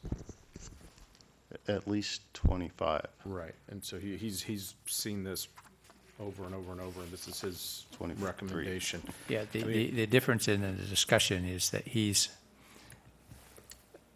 comfortable with the policy, but he's narrowed our investment choices. Let me go a little step further, a little flavor here also on why the policy is so broad and our practice is so narrow. We also have the debt issue in the form of the Community Facilities District. And this document is, when you look at the different types of investments, those are typically a professional investment practice. And so in our case with our CFD bonds, and Larry and I actually had this conversation 3 weeks ago. To reiterate, he was communicating back to me, yes, it's so broad because in the fiscal agent agreement that we have on the bonds, the fiscal agent, currently Wells Fargo, also adopts basically, I'm looking at the bond issue, the fiscal agent agreement, and it's got commercial paper and it's got unsecured certificates of deposit. It's got time deposits. It's got all these things that some of the FRC members were talking about, but they have to comply with our investment policy as well. So part of the reason for it being so broad is when there are professional money managers involved, this is not atypical for the guidelines that they have to follow. Okay. Mayor Pro Tem Miller? Thanks, Mr. Mayor. You kind of hit on something that it struck me right away is, this is a fundamental responsibility of the FRC. It took them a long time to get there over the year, and they didn't get anything to us in a timely manner. I mean, we were looking at, we should have this done in January, and they didn't look at it till the end of January, but that's okay. That's irrelevant.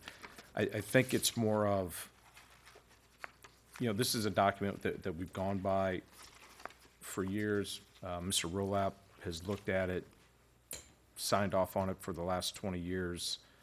I don't have a problem approving it today with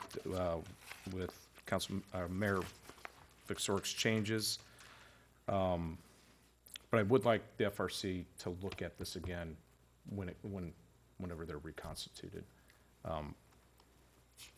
I think there were some there's some things Mr. Hill pointed out in here that were interesting, and we need to take a look at them.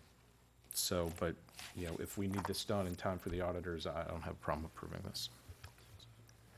Okay, so, I'll make the motion then. I can't remember if there's a motion on the floor or not, but I'll move that we approve it. The only amendment I have is to remove the paragraph on page 5 at the top, page 3 at the bottom, second paragraph up about how the FRC is constituted. Does everyone understand that motion?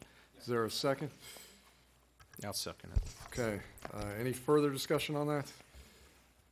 Seeing none, I'll call for the vote. Don't know. We'll do it electronically.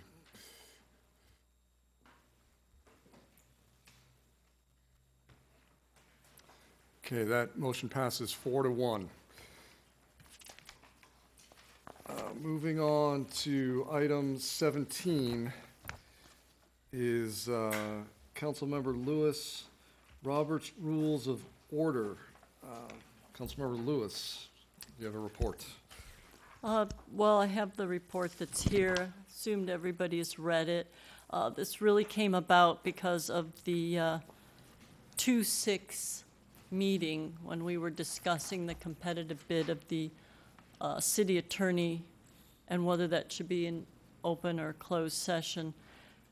There was the rules we were operating under, this resolution let me see here, the resolution. Okay, on page 4 of the resolution, page 7 of item 17. Subsidiary motions, motion to lay on the table / or postpone. There was a lot of confusion. There was at least one member who thought, okay, laying on the table, it's automatically brought back to the next council meeting, and that's why I voted for it. That isn't actually it. These two things are very different motions, and there's no real explanation in this very abridged resolution. There's a gold standard out there, Robert's Rules of Order. I simply suggest that we adhere to the gold standard. It has explanations, it has examples, it makes it clear for the rules that we're operating under, especially in something like that, which was a very important matter, and to have that kind of confusion, I felt with Robert's Rules, we could have looked at the book, looked at the example, and everybody would have been very clear as to what the procedure would have been. Okay. So I move that we, Well, hang on a second, let's get public comment, and then we'll bring it back. very good. Let me complete your floor. Madam Clerk, do we have any public comment on this item? We do not, Mr. Mayor. Okay, very well. I'll bring it back to council. Councilmember Lewis? Yeah, so I just move that we use Robert's Rules of Order for conducting the business of this council. Okay, is there a second? I will second it. Okay, we have a motion and a second. Is there any, Councilmember Lewis, do you have any further discussion on it? No. Councilmember Wyatt? I guess my take is that's, there is a standard document that goes into, many more situations that we don't encounter often, but when we encounter it, would be nice to know. I don't find any advantage for us having our own resolution to try to carve out something that's been tested by groups and organizations hundreds of times and adopted by many. And so I think ours hasn't been updated in many, many years, and it probably is time to simply replace it with, what's the norm for anybody coming that has ever conducted a meeting before. So. Okay, any other discussion? No? Mayor Pro Tem Miller? Thank you, Mr. Mayor. I'm a little confused on why anybody's confused about this. This was actually brought up at an earlier meeting, and it's actually you, Councilmember Lewis, when you were the mayor, made a motion to table whether or not we were going to join ACCOC. And it didn't seem to be any confusion when that happened. I don't know why you deem there's confusion on this when it was the exact same motion. This resolution that we have, I don't know why the council back when they decided to adopt this, why they did it. I can only assume that there was something going on back then that it made it necessary to have a document like this. And I don't see how this really differs that much from Robert's Rules anyway, other than the decorum section. So I don't know. I'm not sure where the confusion is here, and I don't really see a need to remove or get rid of this resolution. Thank you. Anything? Okay, Yes. I'll just state. Yes, I have one thing. We're going around. I'm going to speak now. Oh, sorry, I thought you were voting. What I'm going to say is that, quite simply, I'm content with the rules we have. I didn't have any confusion over the motion. I don't see any reason to change it, so I'll be voting no on the motion. Councilmember Lewis. Sorry, I thought you were voting. It's interesting that you bring up that when I was mayor and that very issue of lay on the table, because I did follow Robert's Rules of Orders, and there actually was confusion on that very point, because you said we should lay it on the table, and I corrected it to be a motion to postpone to a time certain. And there was actually some discussion about what those various motions were. So again, those same motions were a problem, and this, Robert's rules have been in existence for literally hundreds of years. They are the gold standard. I just think that makes sense to use them. Okay, any further discussion on this item? Call for the vote.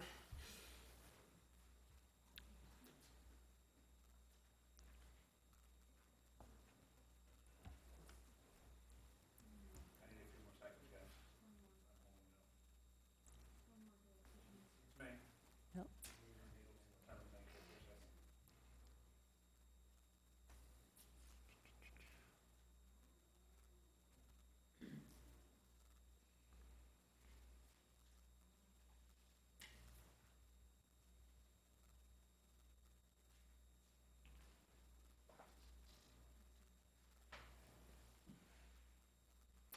Okay, the motion fails 3-2. Moving on now to staff reports. Mr. City Manager. Wait a second. I think my agenda's out of order. Nope, that's correct. We'll do, all right, staff reports. Mr. City Manager. None at this point. Okay, Mr. City Attorney. I have nothing at this time. All right, now we'll move to council reports, including any city-related meetings attended. The city council may discuss, act upon, or seek consensus on matters described under council reports only if they're agendized with a complete written report included, or if an item arose subsequent to the posting of the agenda and the council determines that an emergency exists. Non-agendized items may be presented as informational only. I believe we have a few of those tonight, and I will go right to item number 18. Councilmember Lewis requested to receive a staff report on the status of the city open data, open government initiative. I'll turn it over to Councilmember Lewis. Yes, thank you. I have been talking with the city manager and assistant city manager about implementing open government through either OpenGov or I think Socrata. Is that the other one you were looking at?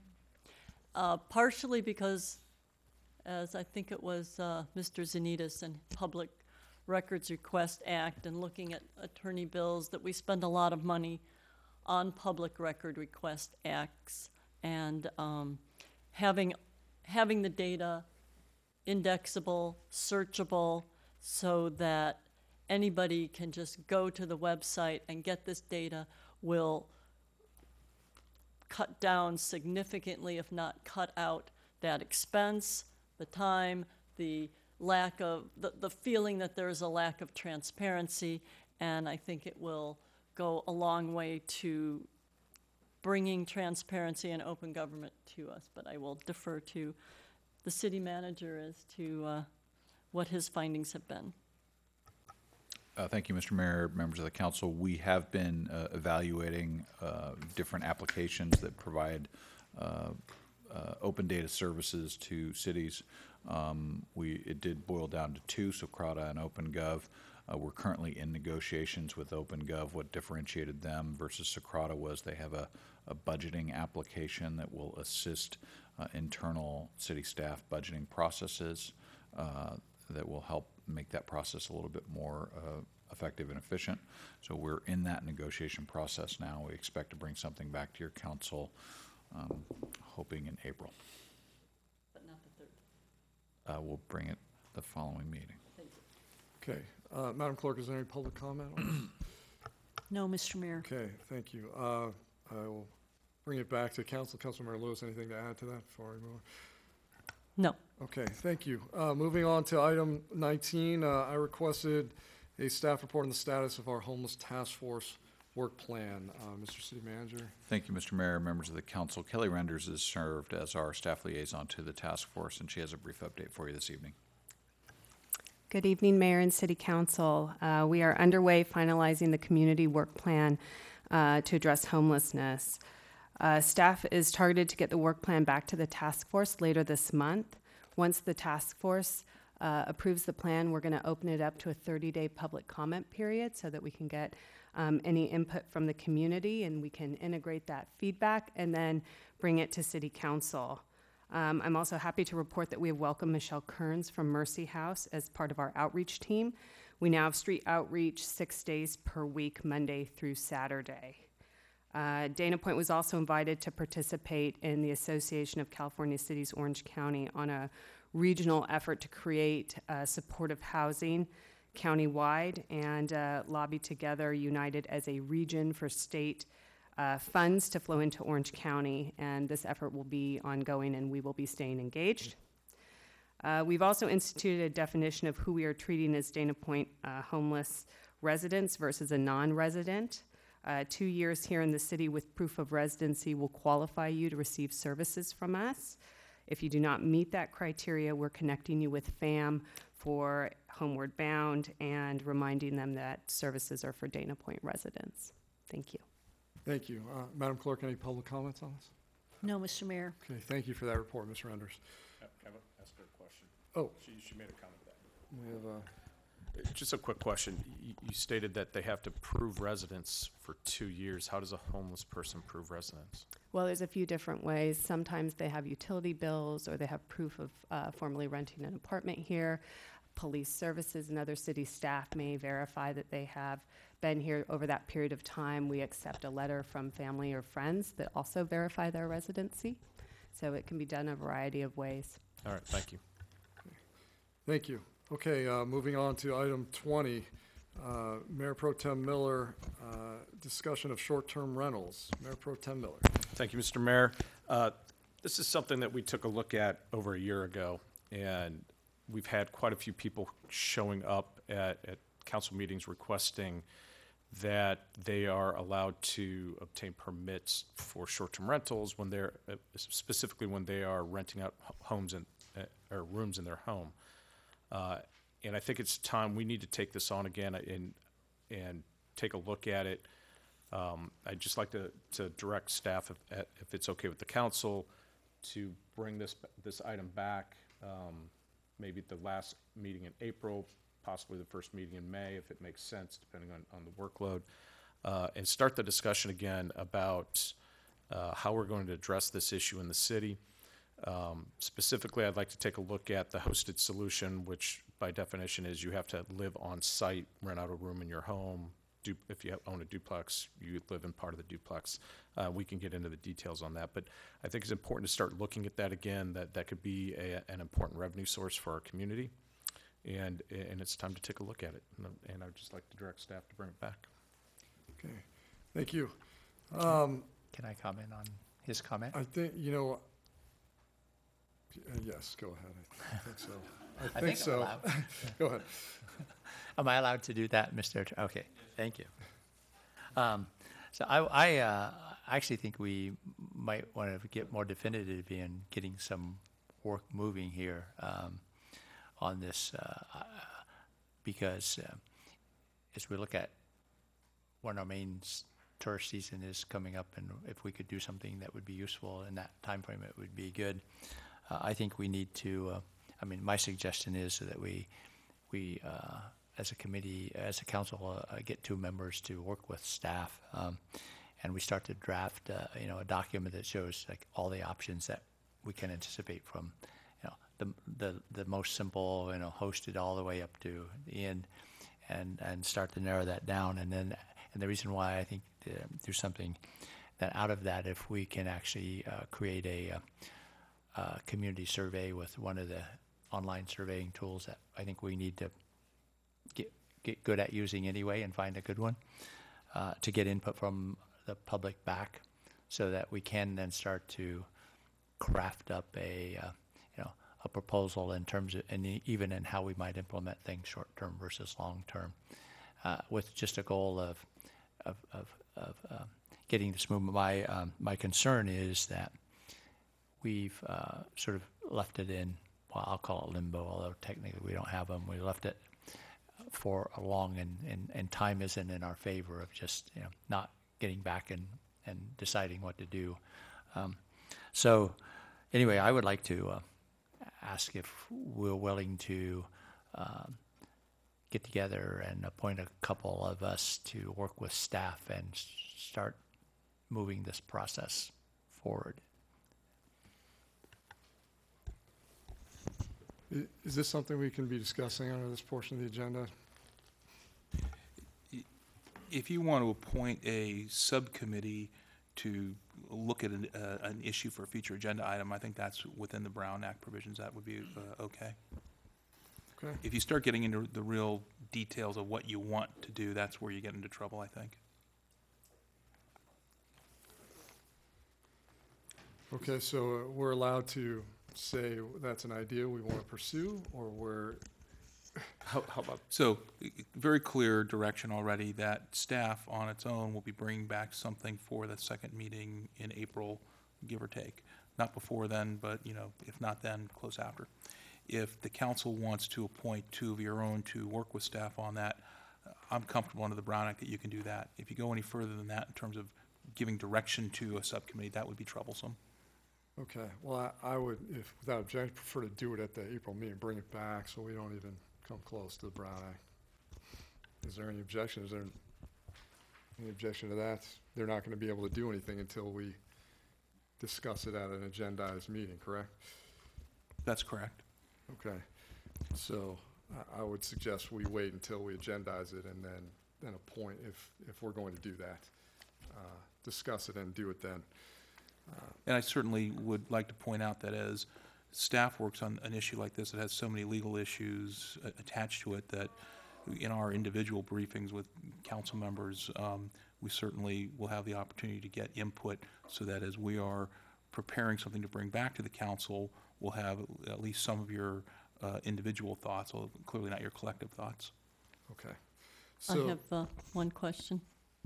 yes, actually, what I was going to do, I was about to say, while I was hesitating on your question, was I was about to go around the horn for last council comments, because not everyone had these on there, so I thought you could do that as part of it.